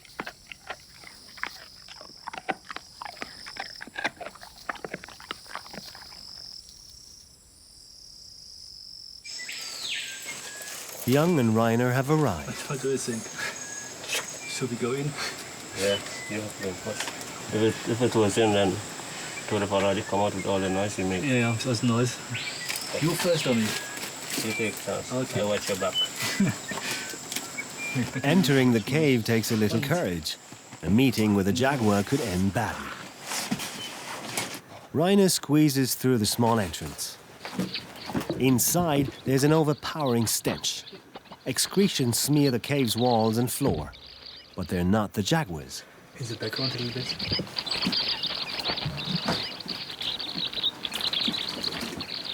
Bats huddle together in a rock crevice. They're bothered by the strong light. They're vampire bats, the only mammals that live entirely off blood. They're feared as rabies carriers in South America. Around 100 bats live together in this group. They're social animals. Grooming and sharing food are part of their behavior. Rainer wants to see if there are also other species among them, but this cave seems to belong to the vampires alone.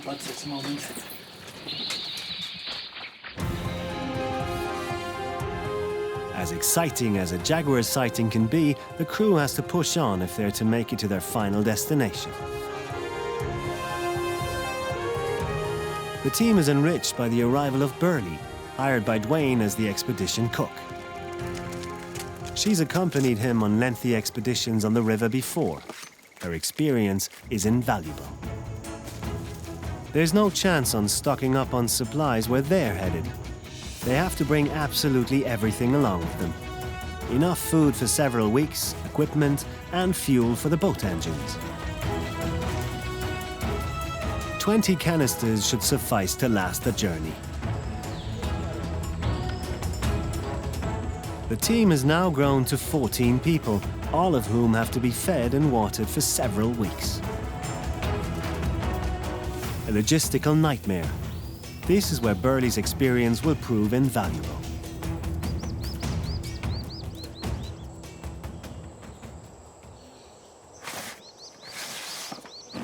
At this point, the team splits up. Marion flies back to the city to collect a German remote sensing specialist who will join the team. The others leave before dawn. Their next stop, the Guyana River, that should take them back to the Essequibo beyond the treacherous rapids.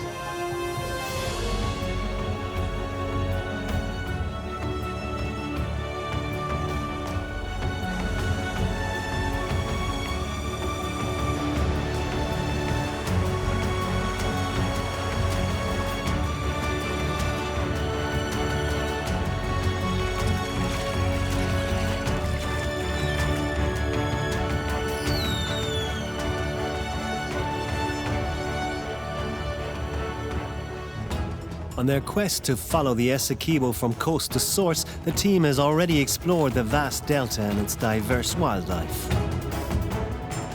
They've seen the Great Kaitur Falls, been guests in an Indian village, and arrived in the wild south.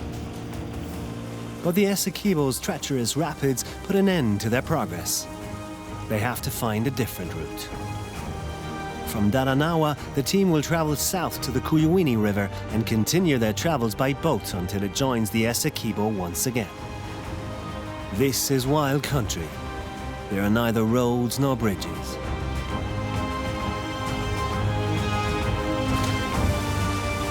The truck is tightly packed with equipment and people.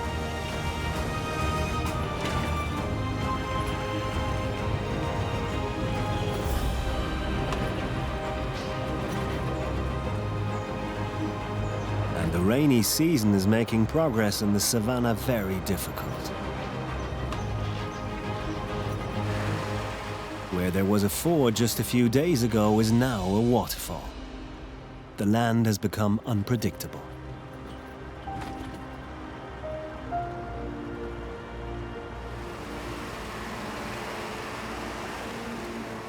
But they need to push on. In some places, the ground is so soft that the truck gets stuck, despite its four-wheel drive capability. The only way out, the cable winch. If it's long enough to reach the next robust tree.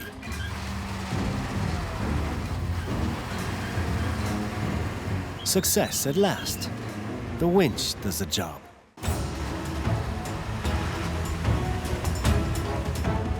The last few kilometers of their journey take them through dense forests.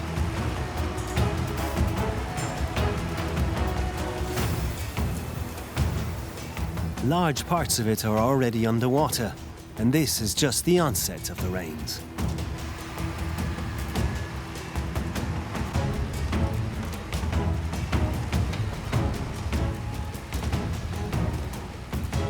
The truck has to fight its way through the muddy water.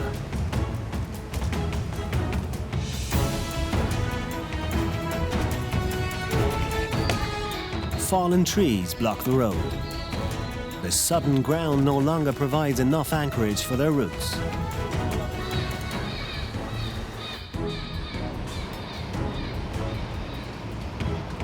But finally, they reach the river. Absolutely everything the expedition might need on their travels now has to be securely packed on the boats. It's the beginning of a new adventure. From here, the river is the only way through the forest. It should take around 4 days to reach the Essequibo and another 2 to Masakinari, the last village on the river. Beyond that, nobody knows what might await them. The journey by boat is not exactly comfortable amongst all the equipment, but at least they're making progress.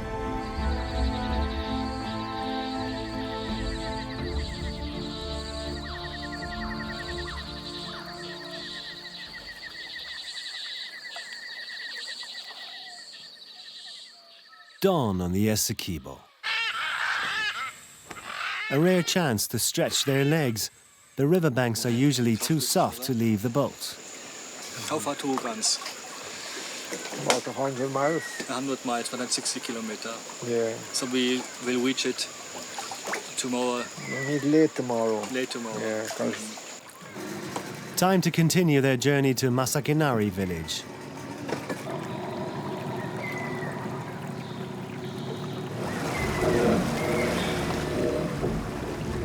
Speed is of the essence now.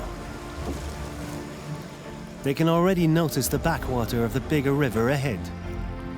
The current has died down and the water surface is a perfect mirror. The end of the Kuyuwini is in sight.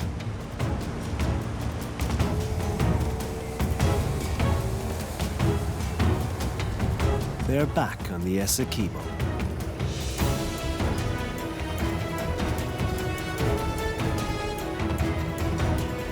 Everything takes place on board. They don't want to waste precious time. Burley even does the washing on the fly.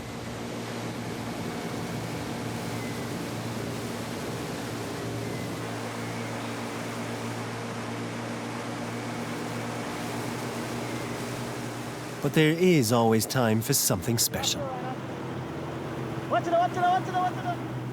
A tapir, gorging on fresh leaves.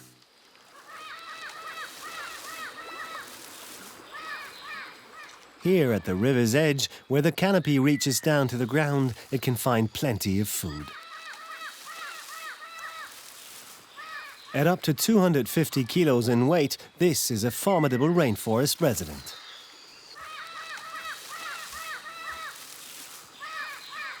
Its bizarre, highly flexible snout can move in all directions and grab hold of foliage that might otherwise be out of reach.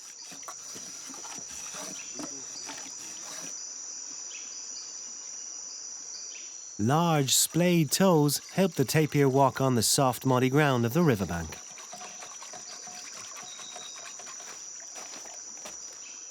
And, living so close to the river, it spends a lot of time in and out of the water. The expedition is making progress. Just a few more hours to Masakinari. Dwayne is already looking for the landing site.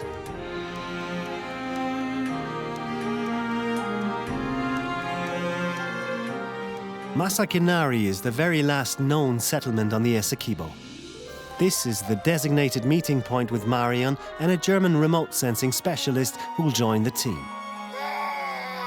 This is Wai Indian land. They alone can give permission to visit their village and their area. Dwayne knows the community well and arranged the contact with the filmmakers. Out here in the forest, they still live largely traditional lifestyles in old-style wooden houses. The large community house, called the Umanayana, is the central meeting point for everyone in the village. Only around 200 people live here. Masakinari lies in Gonashen, God's land, a 625,000-hectare piece of primary forest that stretches from here to the Brazilian border. It belongs to the village community. The Wai do all they can to protect the area from negative outside influences. Ecotourism is the new hope. It can generate income and offer a future for the young people of the tribe. Marion's plane is already on its way to Konashen. Professor Martin Oshipka is also on board and eager to get involved in the expedition.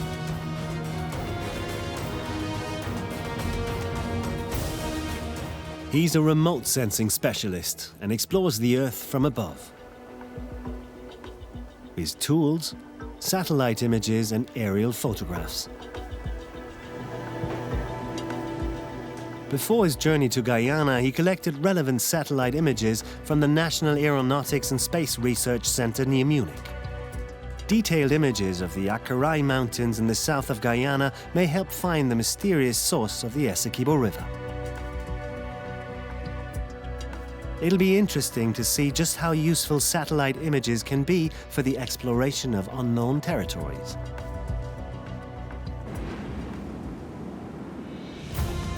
During their flight, thick clouds hang just over the forest. Navigating here is not easy. One of the pilots is working as navigator and co-pilot. Masakinari is a tough destination. It takes 3 hours before the village suddenly appears right in the forest.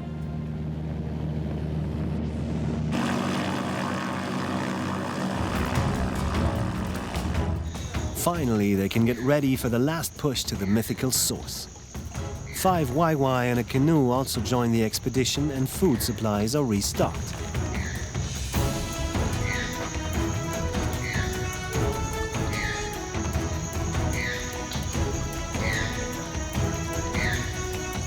Then the last stage of the Great Essequibo adventure begins.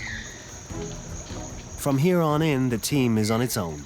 Ahead lie only forest and true wilderness.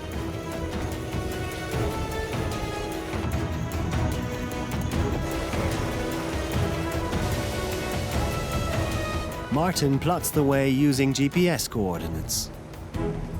For the next few weeks, these boats will become home. As the crow flies, the place where the Sipo, the river arm that will hopefully take them to the source, splits off, is still another 100 kilometers away. But on the river, that translates into almost 200 river meanders. It'll take them several days to get there.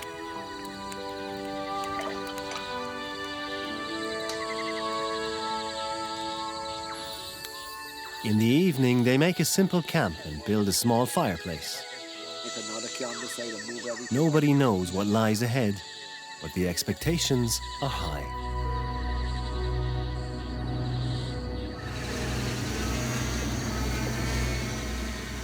In the morning, a soft mechanical hum cuts through the mist.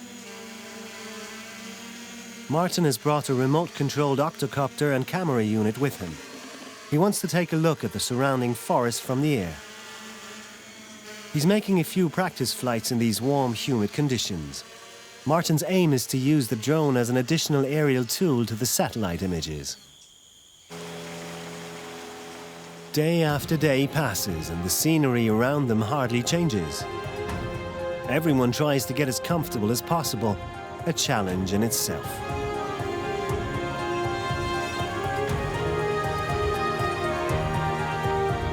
Finally, the Essequibo splits into the Chorikar and Sipo rivers. The expedition will follow the Sipo, the longer of the two.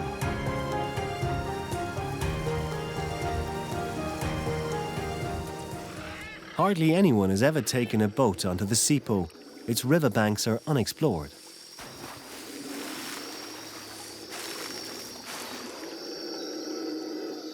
The humid forest is the mysterious realm of the spectacled caiman.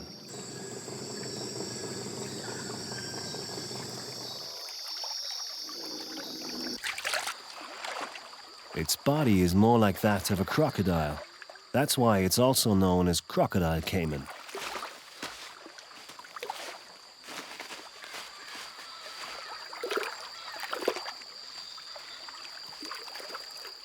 It's a shy, smaller version of the black caiman further downriver.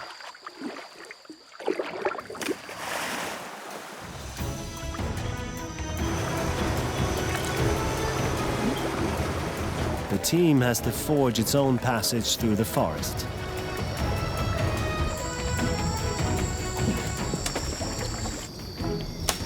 The further they travel up the Sipo, the more they have to resort to sawing and cutting through obstacles. The chainsaw becomes the most important tool. The idyll of the tranquil rainforest river is deceptive.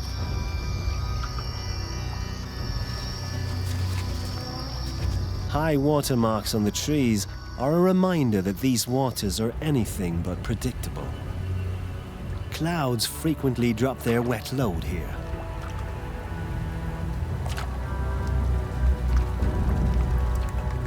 The heavy downpours swell the rivers. If it rains long and hard enough, small streams are suddenly transformed into imposing torrents.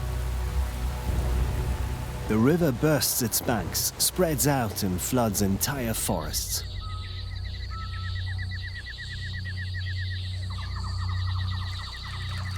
Some seem to be grateful for the excess water, but for others it spells mortal danger.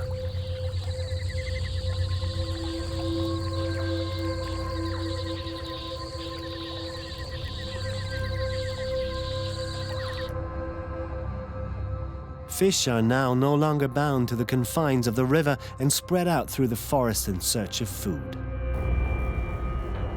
Fallen fruit enrich their menu.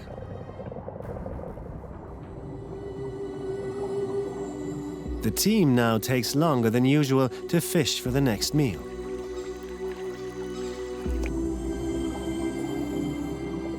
Freshly caught fish is a firm component and favorite in the team's provisions. And the Essequibo's underwater world is both rich and varied, some of it with prehistoric undertones.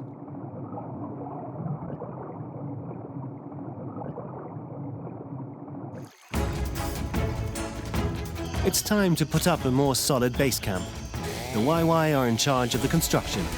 They know how to use the materials the forest has to offer.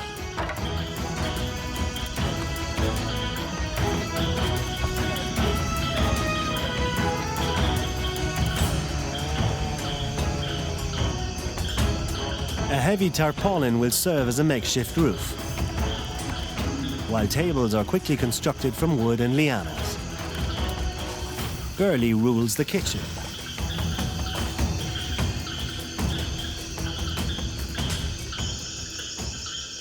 The rainy season has its advantages. A flushing toilet. And of course the camp also provides a wet room.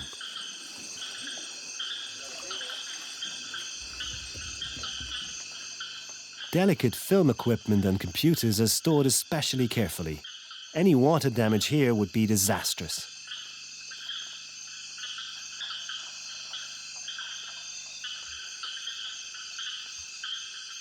The team is already close to their target. The Essequibo's mysterious source should be no more than 20 kilometers away, somewhere in the foothills of the Acarai Mountains. For the next few days, the camp will be home to the 14-strong team. The stove forms the center of their little community, a comfort in the middle of the wilderness. Next morning I make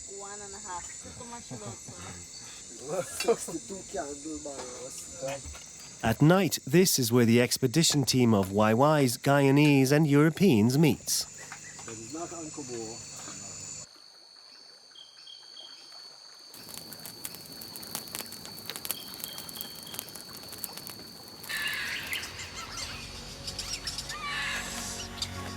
The forests along the Sipu are new country even for the YYs.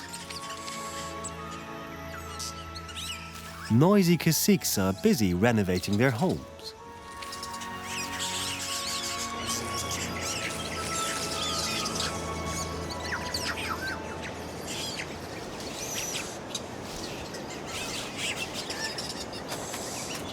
Using their beaks, they skillfully weave hanging nests for their young and large colonies.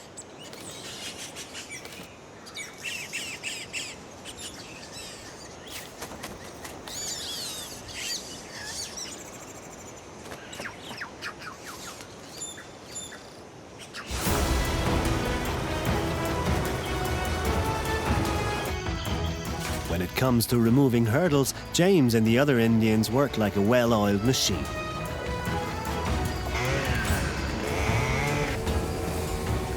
Again and again, trees block the way forward.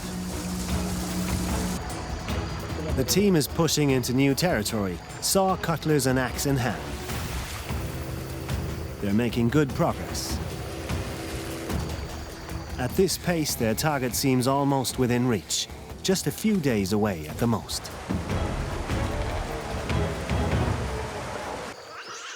a family of giant otters makes their presence known. The Wai call them water dogs. Up to 2 meters long and about 20 kilos heavy, the otters are formidable creatures out here. The patterns on their necks and chests are unique for each one. Pushing out of the water is designed to impress the intruders.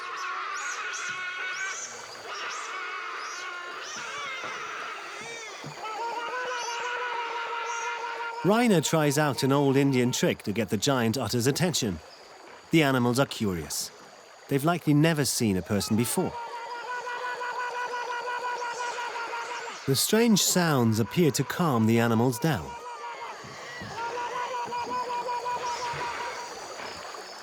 It seems they're unsure what to make of the strange visitors.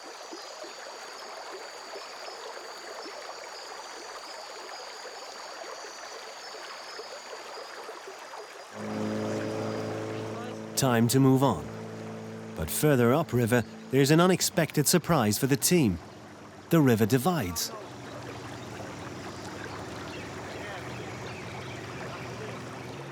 And not just once.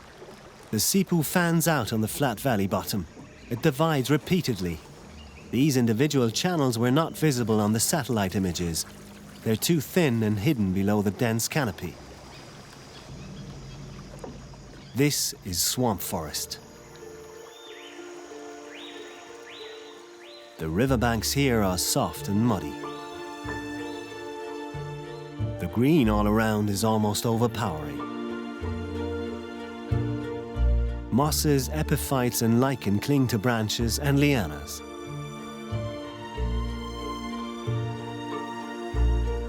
Exotic flowers lure colorful insects close.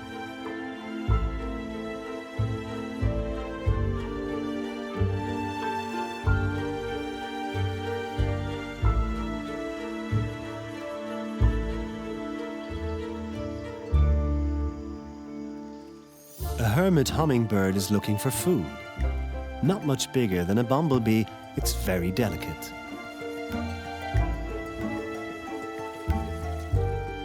Colorful kingfishers and parrots flee at the sight of the strangers making their way through the undergrowth.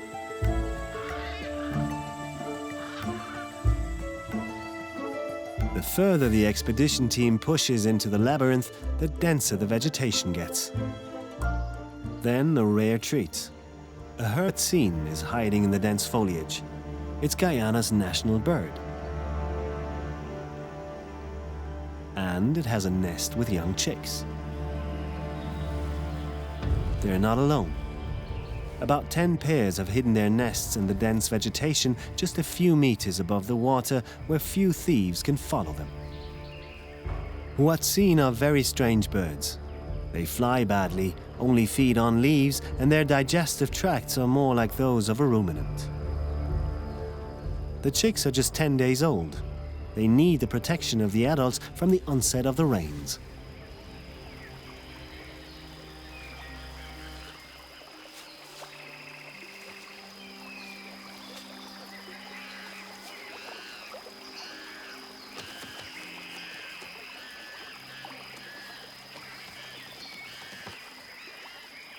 Huatzins have not been seen this far south before.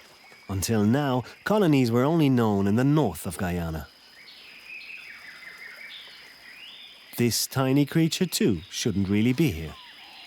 It's a blue poison dart frog, only 5 centimeters long, and has so far only ever been found in the border area of Suriname and French Guyana.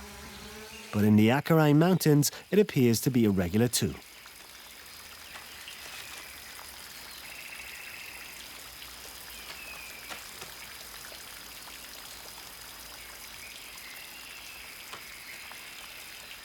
The rain puts an end to this excursion.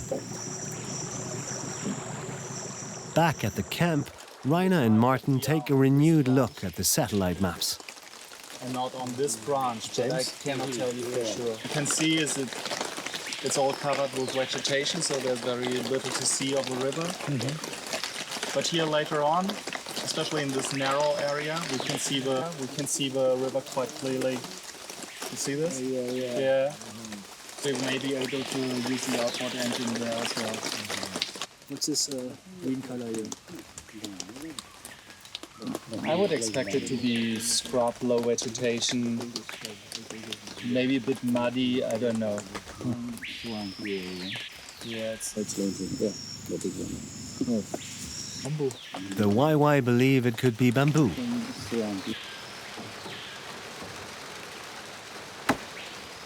The team uses the rainy day to add to their meager rations. They found a wild bee nest and collect its honey.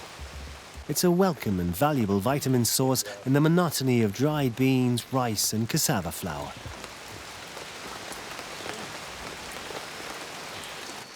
And on this evening there's also fresh fish.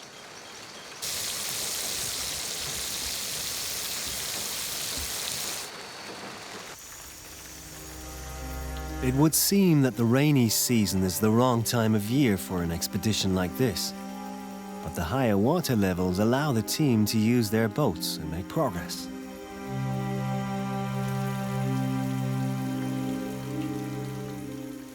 Back in camp, everyone's frustrated. Icy cold water has been falling from the sky for days, without an end in sight.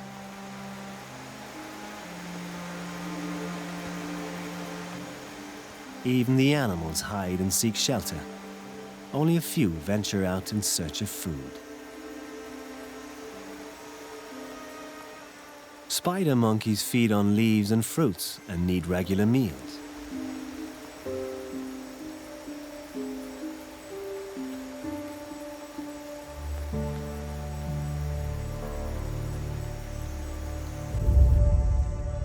But as soon as there's a break in the rain, the team is back on the river. But which is the way through this labyrinth? And how can they find the way back to camp in this confusing maze of waterways?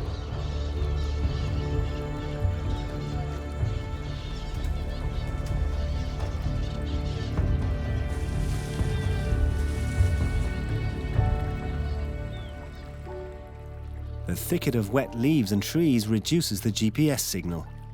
More than once, they cannot go on. Perhaps now is the time to initiate the octocopter. With any luck, they'll be able to see something where the satellite images failed.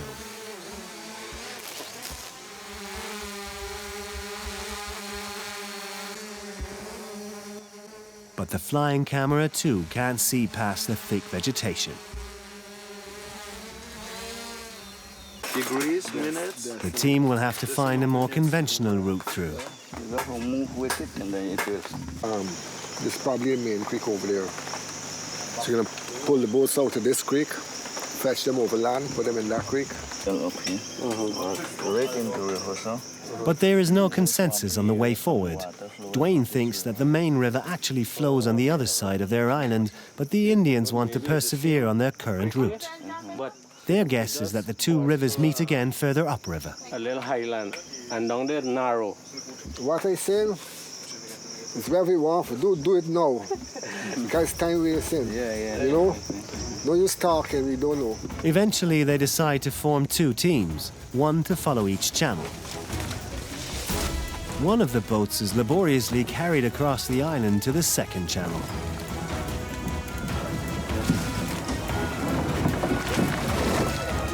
Some of the Indians will follow this route. Meanwhile, Young and two others will continue to hack their way forwards on the first channel. To get ahead more quickly, they only take absolute essentials with them.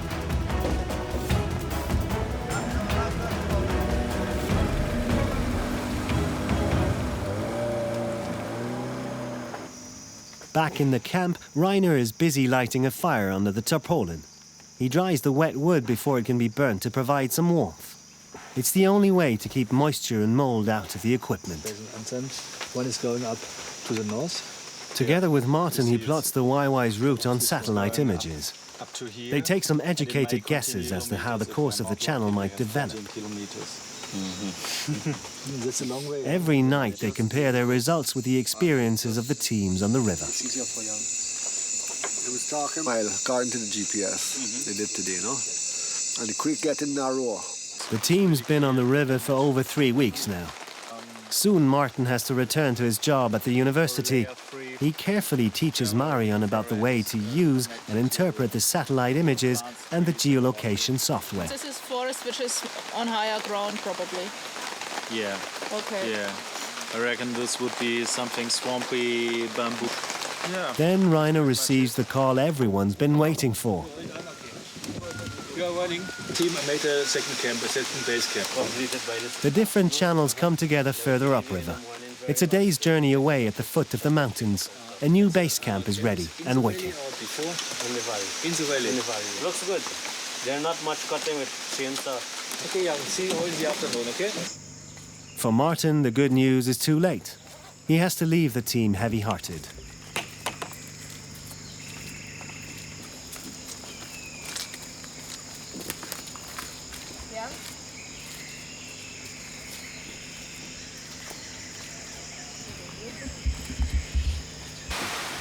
Dwayne will take him back to Guns by boat. All being well, he'll be home in about 10 days. A reminder of just how remote this part of the Essequibo really is. The rest of the team also leaves camp to join the others ahead. Finally, they have some good weather and it lifts the mood. Everyone is elated that finally they're moving forwards once again. The hope is they can make real headway now. But over just a few hours, the water level has changed dramatically. New hurdles have emerged. Again and again, fallen trees block their way. It takes the team almost a day to reach the new base camp.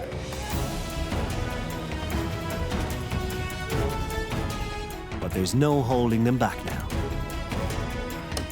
For the first time, they catch a glimpse of the mountains. Almost close enough to touch.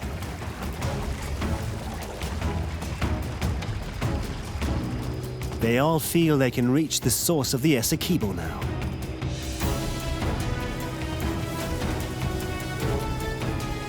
Everyone is highly motivated, despite the huge effort involved.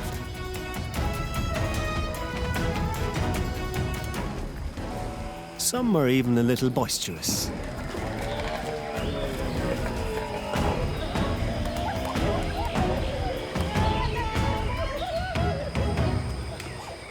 Finally, the new camp where the advance party is already waiting. They immediately set about settling in. But Burley is worried about the supplies.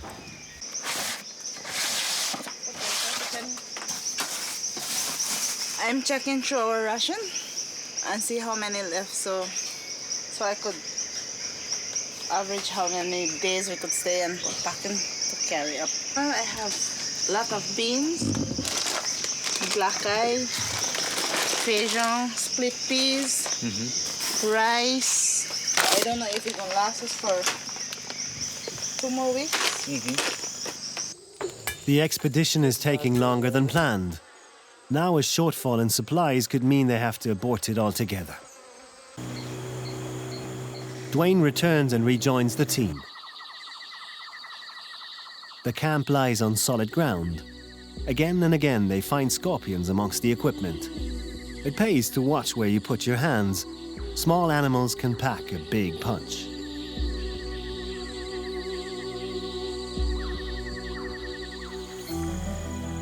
At first glance, the jaws of a spectacled caiman are impressive. Growing up to 3 meters long, they're only mid-sized crocodilians. They're incredibly adaptable, which is why they're far more widespread in Middle and South America than other crocodile relatives. The pronounced spectacle-like ridges around its eyes give it its distinctive look. Here they live along the upper reaches of the Essequibo, beyond the reach of the larger black caimans. Young and Marion have come across a group of giant otters. They approach the boat fearlessly. It seems they've had a successful hunt. Now they're playing without a care in the world. The sudden noise means unexpected danger. the boat narrowly evades disaster. The relentless rain has softened the forest soil dramatically. Tree roots no longer have enough to keep them anchored in the ground. These young keel-billed toucans should thank their lucky stars for a solid, safe home.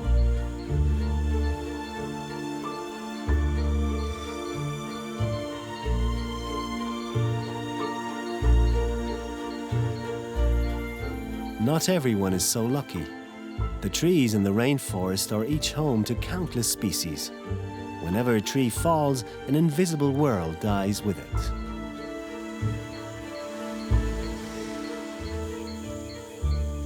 The camp is positioned at the first bottleneck at the foot of the mountains. From here, it is no more than 10 kilometers to the end of the river valley. But what is just a few kilometers on a map means long days of hard work on the river. Shall we look up a database? That's why the team decides to build yet another camp further into the valley. This is where the river split here. They continue through the tunnel that the Indians cut into the undergrowth in the last few days. For the expedition, the bamboo stands here are a tough challenge. The only way through it is to cut them down by hand, a time-consuming effort.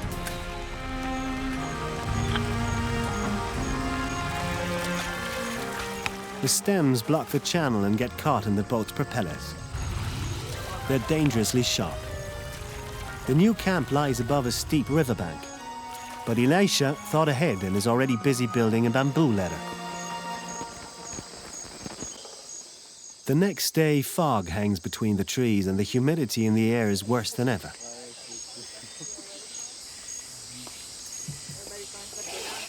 Last night, the Waiwais killed a deer. But without sunlight, the meat is drying very slowly.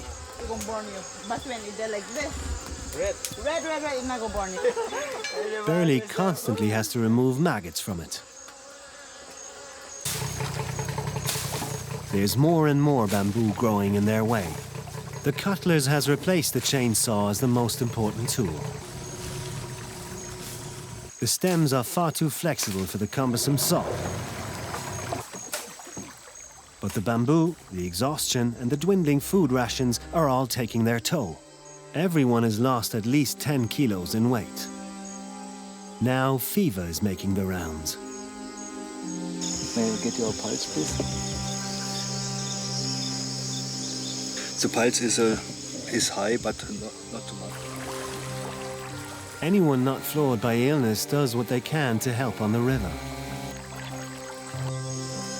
But eventually the fever gets them all. The Waiwai resort to traditional healing methods. The burning log not only provides heat, its sap also burns with a pleasant, spicy smell. The smoke works as a disinfectant and frees the airways.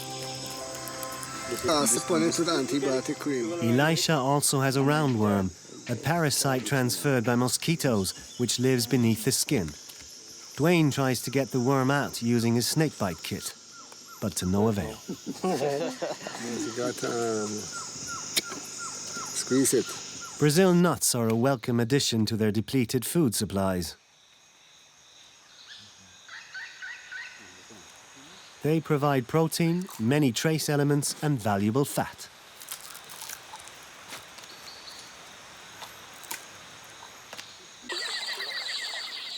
During the rainy period, the fish follow the rising waters into the forest. For them, this is like paradise. There are new food sources and a bigger area to roam. Only few remain in the river itself. Catching a fish now requires a good dose of luck, especially such a large wolffish. It will be their next meal.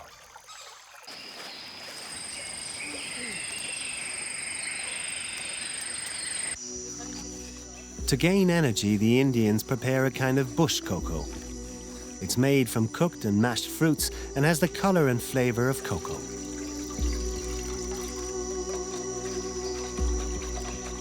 It's reputed to help strengthen the body and its immune system. The team's progress continues to slow down in the dense bamboo thickets. Sometimes they only advance a few meters a day.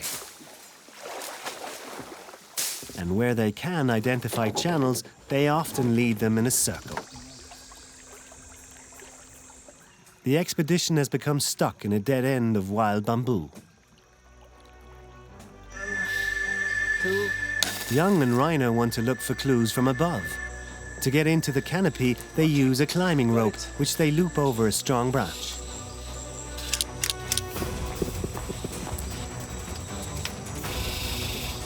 Okay, right, I got it in.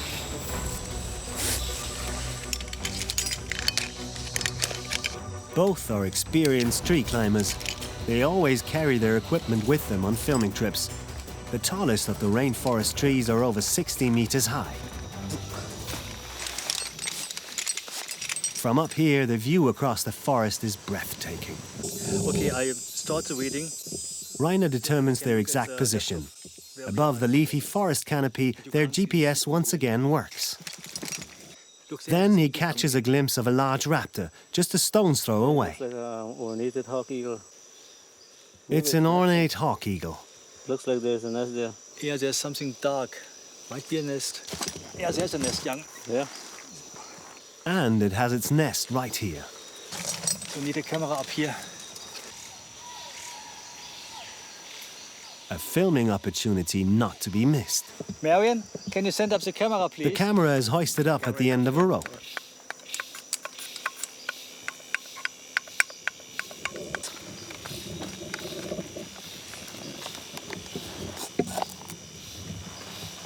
The hawk eagle is not particularly big, but an impressive hunter. The chick remains in the nest for around 3 months, but will stay nearby for another year. But sadly, the bird is only a temporary distraction. The problems with the expedition's progress remain unsolved. There's our base camp now. Yesterday, they didn't make any ground at all. Now they have to consider their options. And it's still dense, so it doesn't make a sense. Continuing on their way through the bamboo thicket doesn't seem to have any chance of success. If they want to get ahead, they need to find a different route. Go. Between this one here. Perhaps they can avoid the bamboo by walking some of the distance into the valley that harbors the Essequibo source. Big hill going up to the source.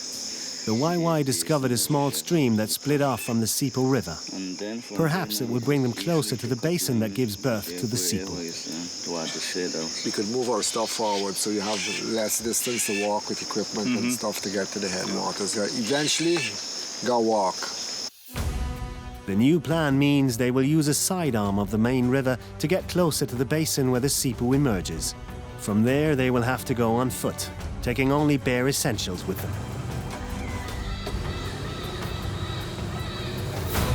First, they have to clear the small river. Although it only goes in the right direction for a few kilometers, it shortens the distance considerably.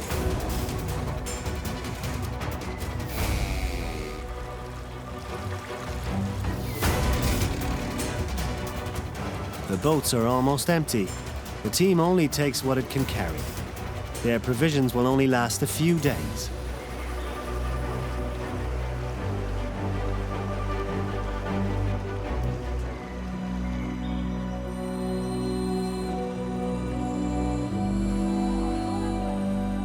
Then they continue on foot.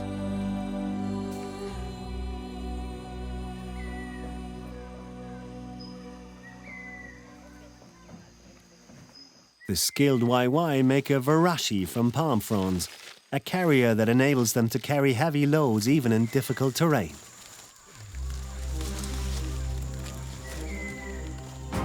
The route takes them through thick undergrowth. The canopy is so dense that only little light filters down to the ground. Rocks, roots and lianas make the ascent even more difficult. They have to master 2 mountain ridges to reach the end of the river valley.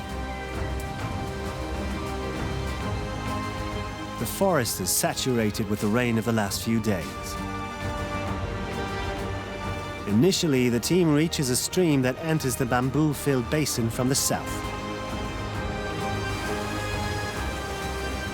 Traversing it on a tree trunk is tough with such heavy loads.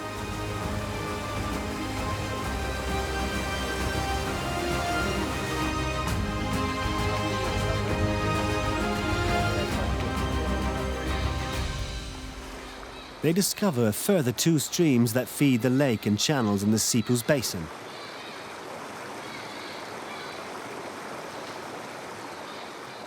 All 3 are similar in look, volume and current.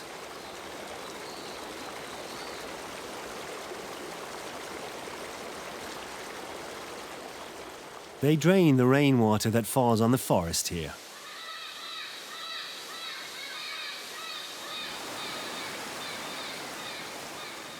For thousands of years it has carved its paths and scoured the rocks clean. It's not easy to find a good foothold on the wet, slippery ground.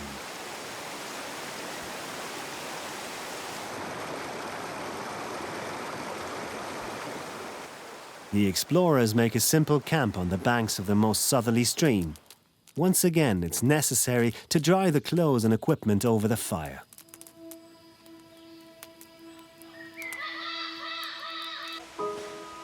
The Wai have managed to kill a paca on their travels, a large rodent which is prepared immediately.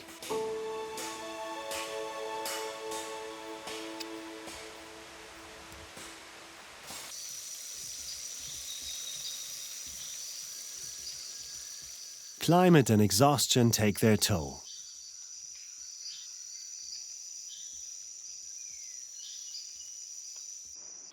Rainer is scouring the stream for signs of life.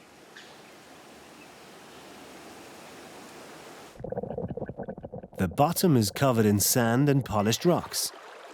He's hoping to find insect larvae or small crabs, the typical inhabitants of mountain streams here. But the clear water yields nothing. So the bamboo swamp that feeds the Essequibo River receives water from 3 almost identical streams. Their characters change with every rainfall. But since they seem to be devoid of life, it could indicate that these are seasonal streams.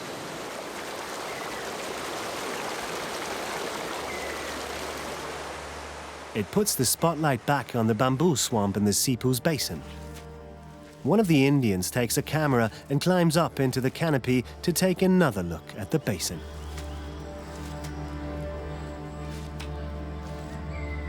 The bamboo's light green stands out from the rest of the forest. Down there is where the Essequibo truly begins.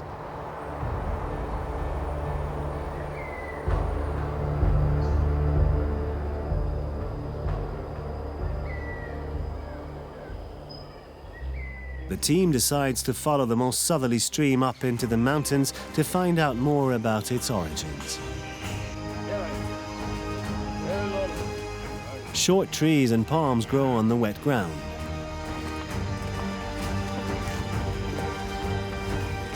With its dense undergrowth, the flora resembles the cloud forests of the Andes. Raindrops are virtually sucked up by the vegetation. It's like a giant green sponge.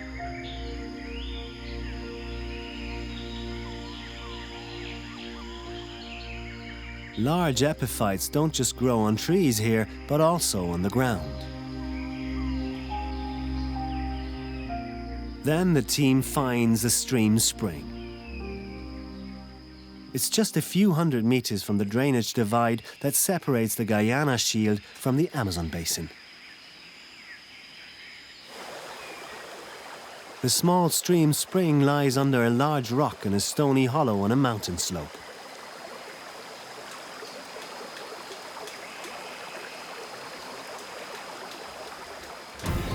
The expedition has reached its destination, against the odds, the source of the Essequibo.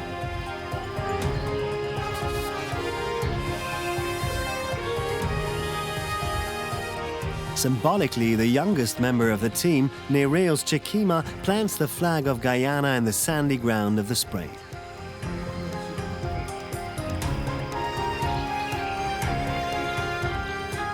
From here, the stream makes its way into the basin and the Essequibo River.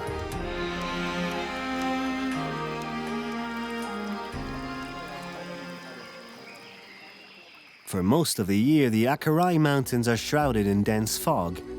On their slopes thrives a magical world of mosses, lichen, and ferns.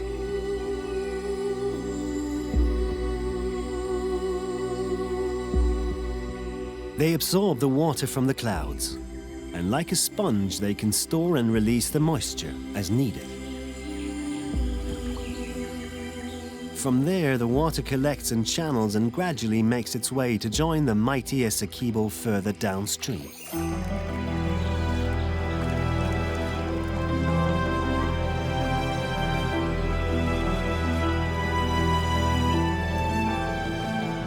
It seems there is no definitive spring. The reality is far more complicated.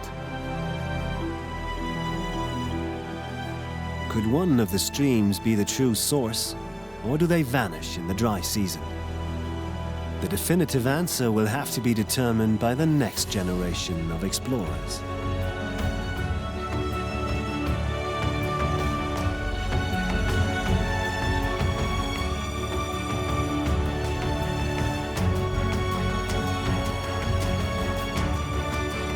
What is certain is that the Essequibo gathers the power that sustains it over more than 1,000 kilometers and allows it to become one of the greatest rivers in South America right here, in this basin.